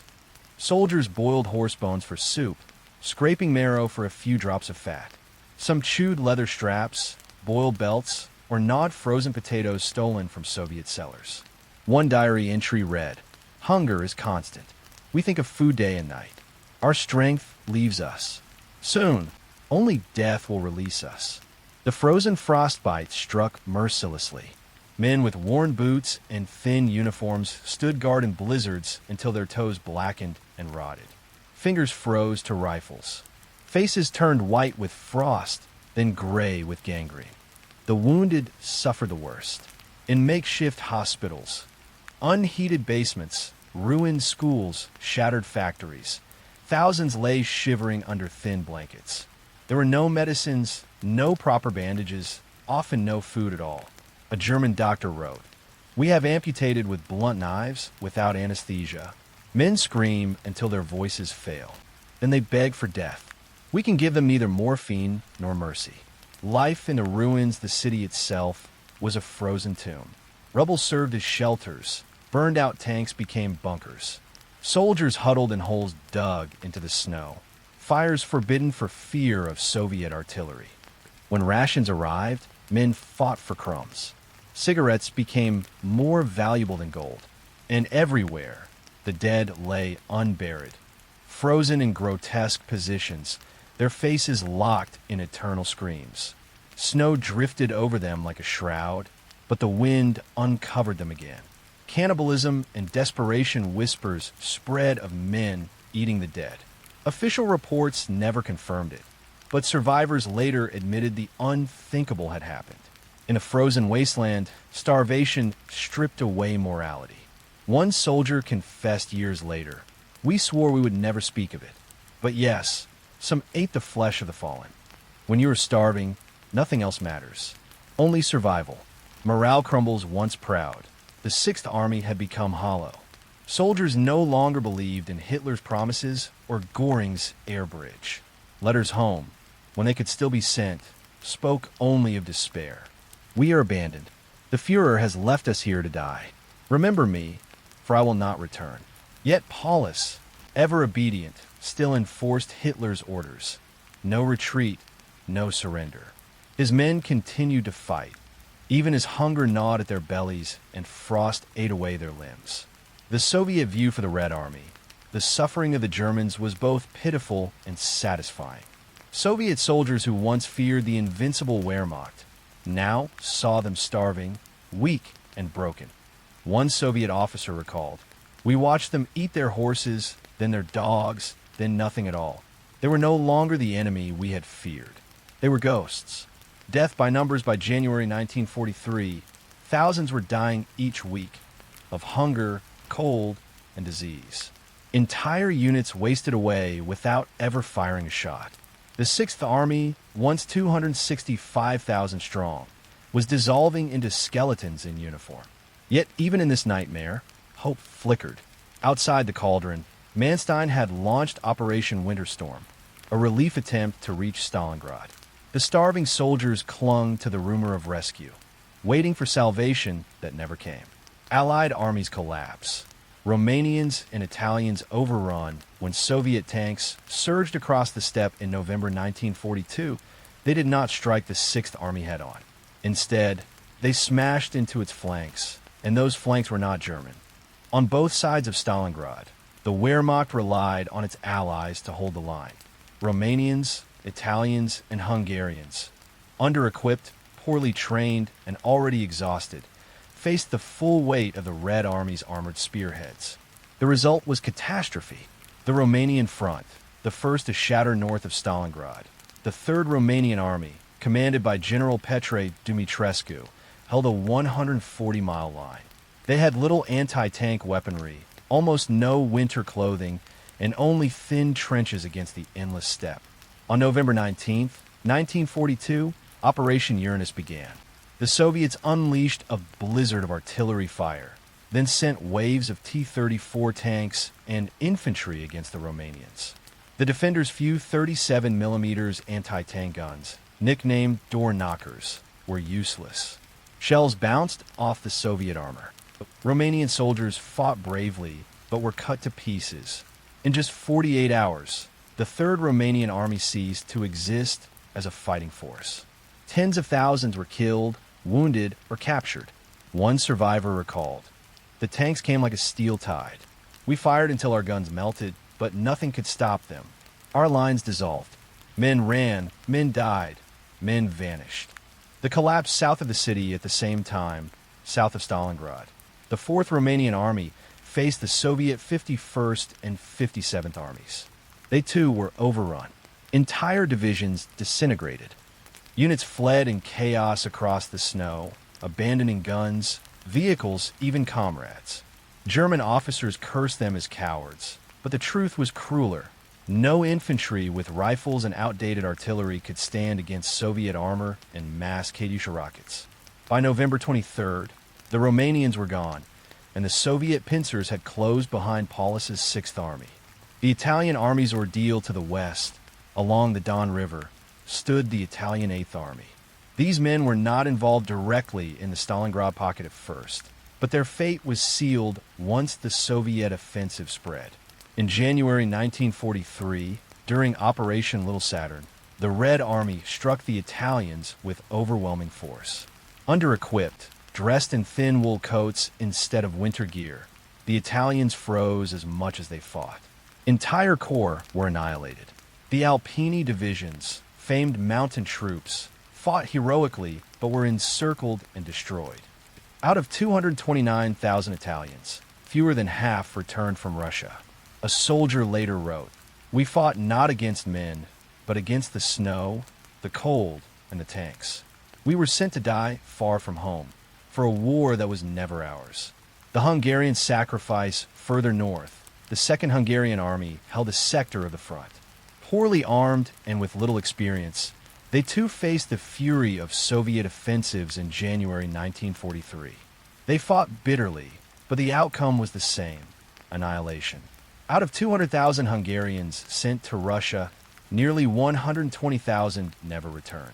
The domino effect, the collapse of Germany's allies, had consequences far beyond Stalingrad. Entire sections of the Eastern Front crumbled. The Soviets exploited the weakness ruthlessly, widening their offensives and threatening the German rear. For Hitler, the humiliation was enormous. His Axis coalition, built on promises of shared victory, was bleeding to death in the snow. For the Germans trapped in Stalingrad, it meant only one thing: no reinforcements, no relief. Paulus's view inside the Kessel. Paulus received grim reports of Romanian and Italian disasters. He understood what it meant. His Sixth Army was alone, abandoned, and surrounded by a Soviet tide that only grew stronger. Yet Hitler still raged, blaming allies for weakness rather than his own flawed strategy. He refused to allow Paulus to break out. The Sixth Army would stay in Stalingrad, starving and freezing until the end. But outside the encirclement, one man still believed he could save them: Field Marshal Erich von Manstein. His plan, Operation Winter Storm, would become the Sixth Army's last hope for escape. Operation Winter Storm. Manstein's desperate gamble in early December 1942 as the Sixth Army starved inside Stalingrad. One man still clung to the hope of rescue: Field Marshal Erich von Manstein. Recently appointed commander of Army Group Dawn, he was tasked with stabilizing the southern front and, if possible, relieving Paulus's trapped army. It was a mission steeped in desperation. Supplies were vanishing, Soviet strength was growing, and Hitler's refusal to authorize a breakout made the task almost impossible. Yet Manstein gambled everything on a single bold strike: Operation Winter Storm. The idea was simple on paper, nearly impossible in practice. The 4th Panzer Army, led by General Hermann Hoth, would spearhead the attack from Kotelnikovo, a rail hub south of Stalingrad. Their objective: punch through 100 miles of Soviet defenses, cross the frozen steppe, and link up with Paulus's Sixth Army. Once contact was made, Paulus would break out of the Kessel and retreat to safety under cover of the Panzer advance. It was a race against time, weather, and Soviet countermoves. Every day, the Sixth Army weakened. Every day, the Soviets tightened the noose. The advance begins on December 12, 1942. Winter storm erupted. German panzers surged forward, smashing into Soviet lines. For a brief moment, success seemed possible. The 57th Panzer Corps tore gaps in the enemy front, advancing nearly 30 miles in just a few days. Inside Stalingrad, starving soldiers clung to rumors: the panzers are coming. Soon we will be free. Hope flickered like a candle in the dark. Paulus is in action, but there was a fatal flaw. Hitler had forbidden Paulus to break out without explicit orders. The Sixth Army sat, waiting, while Manstein's spearhead advanced. Every mile closer, Paulus still did nothing, his divisions chained by Hitler's command. Manstein begged Hitler to release Paulus. He argued that the Sixth Army must move now, while there was still strength left to march. But Hitler refused. The Sixth Army will hold Stalingrad. The air bridge will supply them. They will not retreat. Thus, Paulus remained passive, watching, waiting, wasting the chance of salvation. The Soviet counterblow, the Red Army, was not blind to Manstein's gambit. Stalin threw fresh divisions into the path of Hoth's tanks. Soviet artillery thundered, and waves of T-34s met the Germans head-on in swirling snowstorms. The fighting was brutal. German columns stalled in blizzards, engines frozen, fuel running dry. Supply lines stretched thin, harassed by Soviet cavalry and partisans. Still, the panzers clawed their way forward. By December 19th, they were only 30 miles from Stalingrad. Salvation was within reach. The moment of decision, Manstein faced a terrible choice. His spearhead could press on, perhaps reach Paulus, but without Paulus moving out, the relief would be meaningless. The Sixth Army was too weak to break through Soviet lines alone, and too far to be rescued by panzers that were themselves running out of strength. Manstein sent desperate messages. Paulus must break out now. Without it, all is lost. But Paulus, ever obedient, hesitated. He feared abandoning his wounded, feared Hitler's wrath, feared disobedience more than destruction. The chance slipped away. The end of Winter Storm by late December. Soviet counterattacks forced Hoth's panzers back. Fresh Soviet armies smashed into the German flanks, threatening to encircle the relief force itself. On December 23, 1942, Manstein halted Winter Storm. The attempt to save the Sixth Army was over. For the men trapped in Stalingrad, the news was crushing. Their last hope had died in the snow. Soldier reactions inside the Kessel. Despair turned to bitter anger. Letters captured by the Soviets revealed the mood. We waited for the tanks. We heard the guns. Then they fell silent. No one is coming. Another soldier scrawled, "We are finished. The Reich has betrayed us." Manstein's judgment. Manstein later wrote that Paulus could have saved at least part of the army had he broken out in time. Historians still debate whether that was possible. But one thing is clear. The combination of Paulus's caution and Hitler's fanaticism sealed the fate of 265,000 men. As the new year of 1943 dawned, the Sixth Army lay in ruins. Starving, freezing, leaderless in spirit. The once proud army of Germany now waited for the final Soviet blow. The Soviets tightened the noose. January 1943, the new year, brought no renewal for the men of the Sixth Army. January 1943 arrived not with celebration, but with silence broken by distant artillery and the groans of the dying. What remained of Paulus's force, gaunt, frostbitten, starved, was shrinking with every sunrise. For Stalin and his generals, the time had come to end the nightmare. The Soviets had surrounded their enemy for 6 weeks. Now they would crush them completely. Operation Ring on January 10th, 1943, the Red Army unleashed Operation Ring, the final offensive designed to liquidate the Stalingrad pocket. 7 Soviet armies, including the powerful 65th, 66th, and 21st Armies, advanced in coordinated waves. Artillery pieces, more than 7,000 guns and mortars, opened fire in one of the largest bombardments of the war. For nearly an hour, shells rained down on German positions. Every trench, every cellar, every ruin was pounded into dust. A Soviet officer described it as, "The ground itself shook and cracked. We fired until the barrels glowed red, until the earth itself seemed to scream." The German response, the Sixth Army, weakened to shadows of its former self, had little left to resist. Some units still fought bravely, clinging to machine guns and rifles. Others simply collapsed, too starved and frozen to move. A German soldier recalled, "We stood in our holes, firing at ghosts through the snow. Our stomachs empty, our hands frozen, our ammunition gone. When the tanks rolled forward, we had nothing left but prayer." The shrinking pocket Operation Ring worked like a vice. The Soviets advanced systematically, slicing the Kessel into smaller and smaller pieces. On January 15th, they captured Potomac Airfield, cutting off the last meaningful evacuation point for the wounded. Thousands were left behind, screaming as Soviet troops overran the frozen runways. On January 23rd, Gumrak Airfield fell. With it went the final hope of air supply. The Sixth Army was now utterly cut off. No food, no ammunition, no escape. By late January, the pocket had shrunk from 40 miles across to barely 10.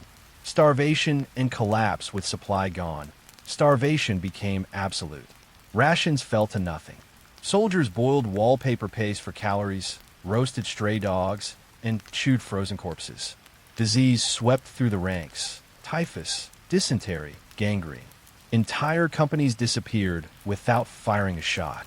One survivor wrote years later, "We no longer spoke of victory or even of survival.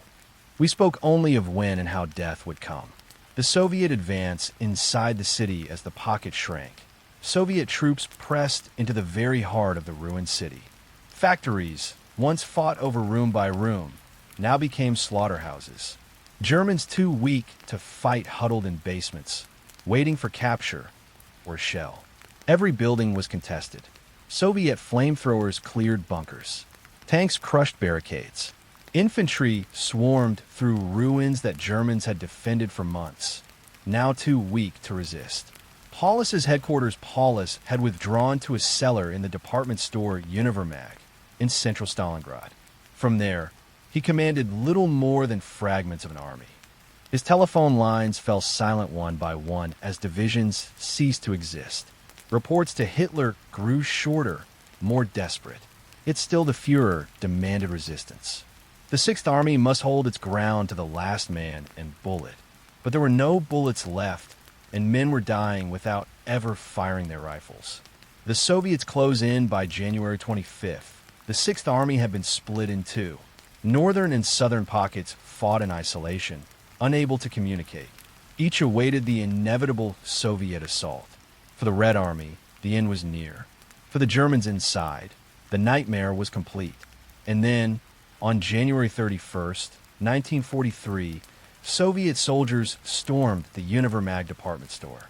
There they found Field Marshal Paulus, haggard, silent, broken. The commander of the once proud Sixth Army was now their prisoner. Paulus surrenders, from field marshal to prisoner, the morning of January 31st, 1943, was gray, bitterly cold, and eerily quiet in central Stalingrad. Snow swirled through the shattered streets as Soviet troops closed in on the last German command post, a basement beneath the ruined Univermag department store. Inside, Field Marshal Friedrich Paulus, commander of the 6th Army, sat in silence. Gaunt, exhausted, his uniform unkempt, he looked more like a prisoner already than the leader of 265,000 men. Around him, staff officers whispered in despair. The once proud German army was finished. Hitler's last command, just hours earlier, Paulus had received word from Hitler himself. Promotions had been sent. Paulus was now a field marshal, the highest rank in the Wehrmacht. It was not an honor. It was a death sentence. No German field marshal had ever been captured alive. Hitler expected Paulus to take his own life rather than surrender. But Paulus refused. "I have no intention of shooting myself for this Bohemian corporal," he reportedly muttered, using a bitter nickname for Hitler. For the first time in the war, Paulus disobeyed his Führer. The Soviets arrived at dawn. Soviet troops stormed the Univermag building. Explosions rattled the walls, and the crack of rifles echoed through the ruins. Finally, a group of Red Army officers descended into the cellar. The scene was almost surreal. Soviet officers found Paulus sitting at a table, pale and expressionless. Around him, his staff stood in stunned silence, their faces hollow with hunger. Major Ivanov, leading the delegation, addressed him. "Are you General Paulus?" The reply was calm, almost detached. "I am Field Marshal Paulus." Ivanov delivered the terms. Paulus and his army were prisoners of the Red Army. There would be no negotiation. Paulus gave a faint nod. The surrender was complete. The end of the 6th Army command at that moment. The German 6th Army ceased to exist as an organized fighting force. Its commander, once entrusted with conquering Stalingrad and driving to the Caucasus, was now a prisoner in a basement. Soviet soldiers escorted Paulus from the Univermag into the blizzard outside. Cameras clicked, capturing the broken field marshal as he stepped into captivity. The images would soon circle the globe as proof the invincible Wehrmacht could be defeated. The symbolism Paulus's surrender was more than military.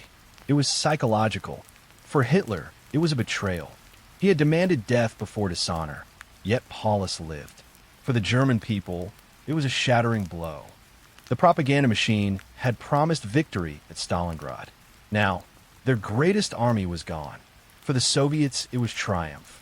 Stalin had captured not only an army, but a field marshal, a prize Hitler could never match. Soldier reactions across the ruins. The news spread quickly. Some German soldiers threw down their weapons in relief. Others wept. A few, still fanatical, cursed Paulus as a coward. One diary recorded, "It is over. Paulus has surrendered. We are prisoners now, if we survive long enough to be taken. God help us." The northern pocket still fights. Even after Paulus's surrender, the battle was not completely finished. In the northern part of Stalingrad, General Strecker still commanded remnants of the 11th Army Corps. Cut off from Paulus, his men fought on for 2 more days, refusing to believe the end had come. But their fate was sealed as well. On February 2nd, 1943, the last German resistance in Stalingrad ceased. An army of 265,000 men had been reduced to silence, surrender, and death. The greatest defeat in German military history was complete. The last resistance, Strecker's northern pocket, while Paulus surrendered in the south on January 31st, 1943, the battle was not quite over. In the northern ruins of Stalingrad, around the factory district, General Karl Strecker and approximately 30,000 exhausted men of 11th Army Corps continued to fight. Cut off from Paulus's command, Strecker had received no direct order to surrender. Instead, he and his officers clung to the old soldier's creed: hold your ground until the last possible moment. The ruins of the north and northern pocket was a graveyard of steel and snow. The shattered hulks of the Red October factory and the tractor works loomed over a frozen wasteland littered with corpses and wrecked vehicles. Strecker's men were barely human anymore. Skeletal, frostbitten, starving. Weapons jammed in the cold. Ammunition was down to a handful of cartridges. Yet they fought on, manning machine guns and shattered walls, lobbing their last grenades into advancing Soviet troops. One German officer described it. We were defending rubble with shadows. Every man was half dead, but still we resisted. Hitler's delusion, even as the situation collapsed, Hitler clung to fantasy. From his headquarters, he ordered Strecker to continue fighting to the last bullet. In his warped mind, every extra hour of German resistance in Stalingrad was buying time for the Reich elsewhere. But for Strecker, prolonging the fight was only prolonging the agony. His men were dying not for strategy, but for pride. Soviet encirclement tightens. The Red Army moved methodically, closing in with overwhelming force. Artillery flattened the last strong points. Soviet infantry stormed through the factories, clearing them room by room. Flamethrowers turned bunkers into infernos. By February 1st, Strecker's pocket had shrunk to less than 2 square miles. His men huddled in cellars and ruins, awaiting the inevitable. Strecker's decision on the morning of February 2nd, 1943, Strecker finally accepted reality. He drafted a last message to Hitler, declaring that his corps had resisted to the last, but further resistance was pointless. At 9:45 a.m., Strecker surrendered to the Soviets. Unlike Paulus, who appeared detached and broken, Strecker insisted on proper military form. He formally handed over his command, saluted his captors, and ordered his men to lay down their arms. The end of the 6th Army with Strecker's surrender, the last pocket of resistance in Stalingrad, was extinguished. What had begun with 265,000 soldiers in November ended with 91,000 starving survivors taken prisoner, most too weak to walk, carried, or dragged by their comrades. Only about 5,000 of them would ever return to Germany after years in Soviet captivity. Symbolism of the final stand. Strecker's last resistance was tragic, almost symbolic. It proved the discipline of the German soldier, but also the futility of Hitler's orders. His men gained nothing by fighting on, except to add a few more corpses to the ruins of Stalingrad. A Soviet commander later reflected, "They were brave, yes, but bravery does not stop hunger, nor does it stop history. They died for a lost cause." With Strecker's surrender, the Battle of Stalingrad was over. An entire German army had been destroyed. The myth of Nazi invincibility had been shattered forever. Captivity and death. The fate of the prisoners when the guns finally fell silent on February 2nd, 1943, around 91,000 German soldiers and their allies stumbled into Soviet captivity. They were the remnants of an army that had once numbered 265,000. Emaciated, frostbitten, many barely able to stand, they were herded from the ruins of Stalingrad into a new ordeal, one that would prove deadlier than the battle itself. For most, surrender was not salvation. It was the beginning of a slow march into death. The death marches the Soviets forced the prisoners to march through the snow from the ruins of Stalingrad to makeshift camps deep in the steppe. Men without boots staggered barefoot, their feet black with frostbite. Wounded soldiers collapsed by the roadside and were left to die in the snow. Guards showed little mercy. Stragglers were shot or abandoned. Survivors recalled columns of thousands dwindling day by day until only hundreds remained. One prisoner wrote later, "We thought surrender would save us. Instead, it was another march into hell." The camps those who survived the marches were packed into primitive camps, barbed wire enclosures, often without huts, heat, or medical care. Hunger continued its slow torture. Prisoners received only watery soup and a piece of bread the size of a fist. Disease spread unchecked: typhus, dysentery, pneumonia. Frostbite claimed limbs. Infections claimed lives. In the first months alone, tens of thousands perished. Paulus and the officers, Field Marshal Paulus and his senior officers, were separated from the rank and file. Unlike ordinary soldiers, they were spared the worst conditions, housed in guarded quarters and interrogated. At first, Paulus remained loyal to Hitler, refusing to denounce the regime. But as news of Germany's setbacks grew, and as he saw the suffering of his men, his stance shifted. Eventually, Paulus became a figurehead for the National Committee for a Free Germany, a Soviet-sponsored organization urging Germans to abandon Hitler. For many of his men, though, that came too late. Starvation and survival, the statistics are grim. Of the 91,000 taken prisoner at Stalingrad, only about 5,000 would ever return to Germany. The rest died in Soviet captivity, their bodies lost to the cold earth of Russia. Some survivors endured years of imprisonment, not released until as late as 1955. They carried scars, physical and emotional, for the rest of their lives.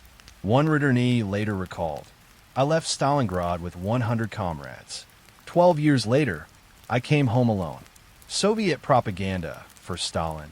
The mass of prisoners was more than a logistical burden. It was a propaganda weapon. Films and photographs of columns of starving Germans were paraded as proof of the Red Army's triumph.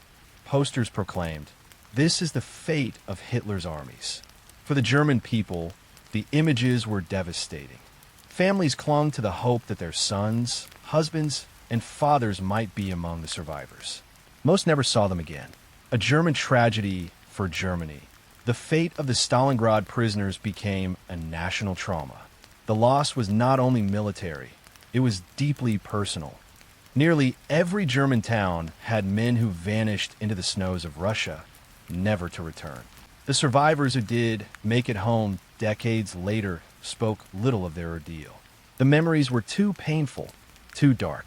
The destruction of the Sixth Army was not just a battlefield defeat.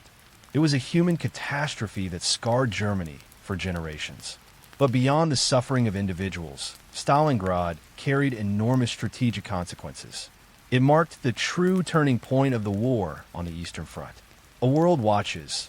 The global impact of Stalingrad. By February 1943, the news of Stalingrad's fall had traveled across continents.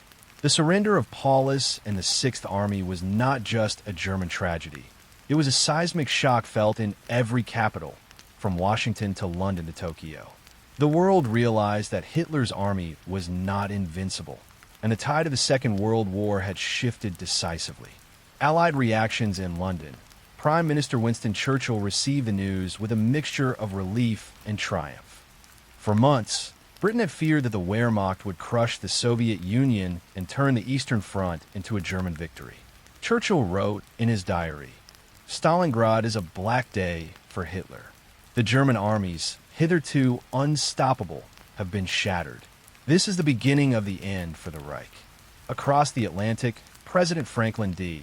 Roosevelt recognized the strategic significance. The Americans, still ramping up their war effort, understood that the Soviet Union would now take the initiative on the Eastern Front. The Russians have delivered a blow from which the German war machine will not recover quickly, his advisors reported. For the Allies, Stalingrad was more than a battle won. It was hope renewed. Axis shock in Germany. The news was devastating. The Nazi propaganda machine had long depicted German soldiers as invincible, unstoppable, heroic. Now, photographs of starving prisoners and ruined tanks contradicted everything the regime had promised. Ordinary Germans, who had sent sons and husbands to fight, were left in despair. Towns mourned entire battalions that never returned. Some Nazi officials attempted to spin the story, blaming Paulus and weak officers rather than Hitler's commands. But the truth could not be hidden. Stalin's triumph for Joseph Stalin. The victory at Stalingrad was both a personal and political triumph. His leadership had survived the Nazi onslaught. The Soviet Union could now project strength. Soviet media proclaimed, "The heroic Red Army has destroyed the German invaders." Stalingrad is a symbol of Soviet courage and determination. Stalin himself understood the significance beyond propaganda. Stalingrad would boost morale across the Soviet Union and demoralize Germany. It marked the turning of the Eastern Front in favor of Moscow. Global perception, even in neutral nations, the fall of Stalingrad was shocking. Japan took note, realizing that the German war machine was vulnerable. Latin America and India followed the news with fascination. understanding that the world was entering a new phase of total war. For historians and military analysts worldwide, Stalingrad became the definitive example of the limits of blitzkrieg and the peril of overextended supply lines. No army, however strong, can survive encirclement, starvation, and winter on foreign soil, wrote a contemporary military journal. A symbol of change, Stalingrad was no longer just a city. It had become a symbol, the first major, undeniable defeat of Hitler's Germany. From the frozen ruins, the idea spread that the Axis could be beaten. For the German army, it was a warning. For the Allies, it was a beacon of hope. For the Soviet Union, it was proof that sacrifice and determination could turn the tide of war. Stalingrad was more than a battlefield. It was a global event, a turning point that reshaped strategies, morale, and the course of the Second World War. The turning point, how Stalingrad shifted the Eastern Front. The fall of Stalingrad marked a decisive shift on the Eastern Front. For the first time in the war, the Germans were not advancing, they were retreating. For the Soviets, the initiative had passed into their hands, altering the trajectory of World War II forever. From defense to offense before Stalingrad, the Red Army had been largely on the defensive, absorbing the full fury of Hitler's Operation Barbarossa. Cities fell, villages burned, millions were displaced. But the destruction of the Sixth Army changed everything. Soviet commanders no longer had to worry about immediate German breakthroughs. With Stalingrad secured, Soviet forces could plan large-scale offensives without fearing encirclement. German divisions were too weakened to hold wide swaths of territory. The momentum of war, previously with the Wehrmacht, now tipped toward Moscow. Soviet Marshal Georgy Zhukov seized this moment to orchestrate counteroffensives that would push the Germans westward for the first time in years. German morale shattered for the Wehrmacht. Stalingrad was a psychological earthquake. German soldiers who had once seen themselves as invincible now faced the reality of defeat. Entire armies could be destroyed by encirclement. Loyalty to Hitler was no longer a guarantee of survival. The myth of German superiority had been permanently broken. Even elite units that had once stormed through France and the Balkans began retreating, wary of the Soviet strength now demonstrated at Stalingrad. Strategic consequences. The immediate military consequences were profound. Army Group A, tasked with advancing into the Caucasus, had to retreat to avoid being cut off. German supply lines, already overstretched, were now vulnerable to constant Soviet attacks. The Wehrmacht was forced to fight a defensive war across a vast front, reversing years of aggressive conquest. The Eastern Front, once a theater of German dominance, had become a grinding war of attrition, one the Germans were ill-prepared to win. The Soviet morale boost for the Red Army, Stalingrad became a rallying cry. Soldiers were inspired by the victory, knowing they could defeat the Wehrmacht in direct combat. Civilians, too, gained confidence in the Red Army's ability to protect the motherland. Every subsequent Soviet offensive carried with it the spirit of Stalingrad: resilience, sacrifice, and eventual triumph. The global implications beyond the battlefield. The turning point at Stalingrad affected global strategy. The Allies, previously cautious about opening a second front, now pressed for faster cooperation with the Soviets. Neutral nations reassessed the prospects of Axis victory. The myth of the invincible Wehrmacht dissolved, reshaping diplomacy, intelligence, and propaganda worldwide. Stalingrad became the benchmark for resilience, courage, and the devastating consequences of overreach, a lesson repeated in military academies for decades to come. From the ruins of Stalingrad, the Eastern Front would never again favor the Germans.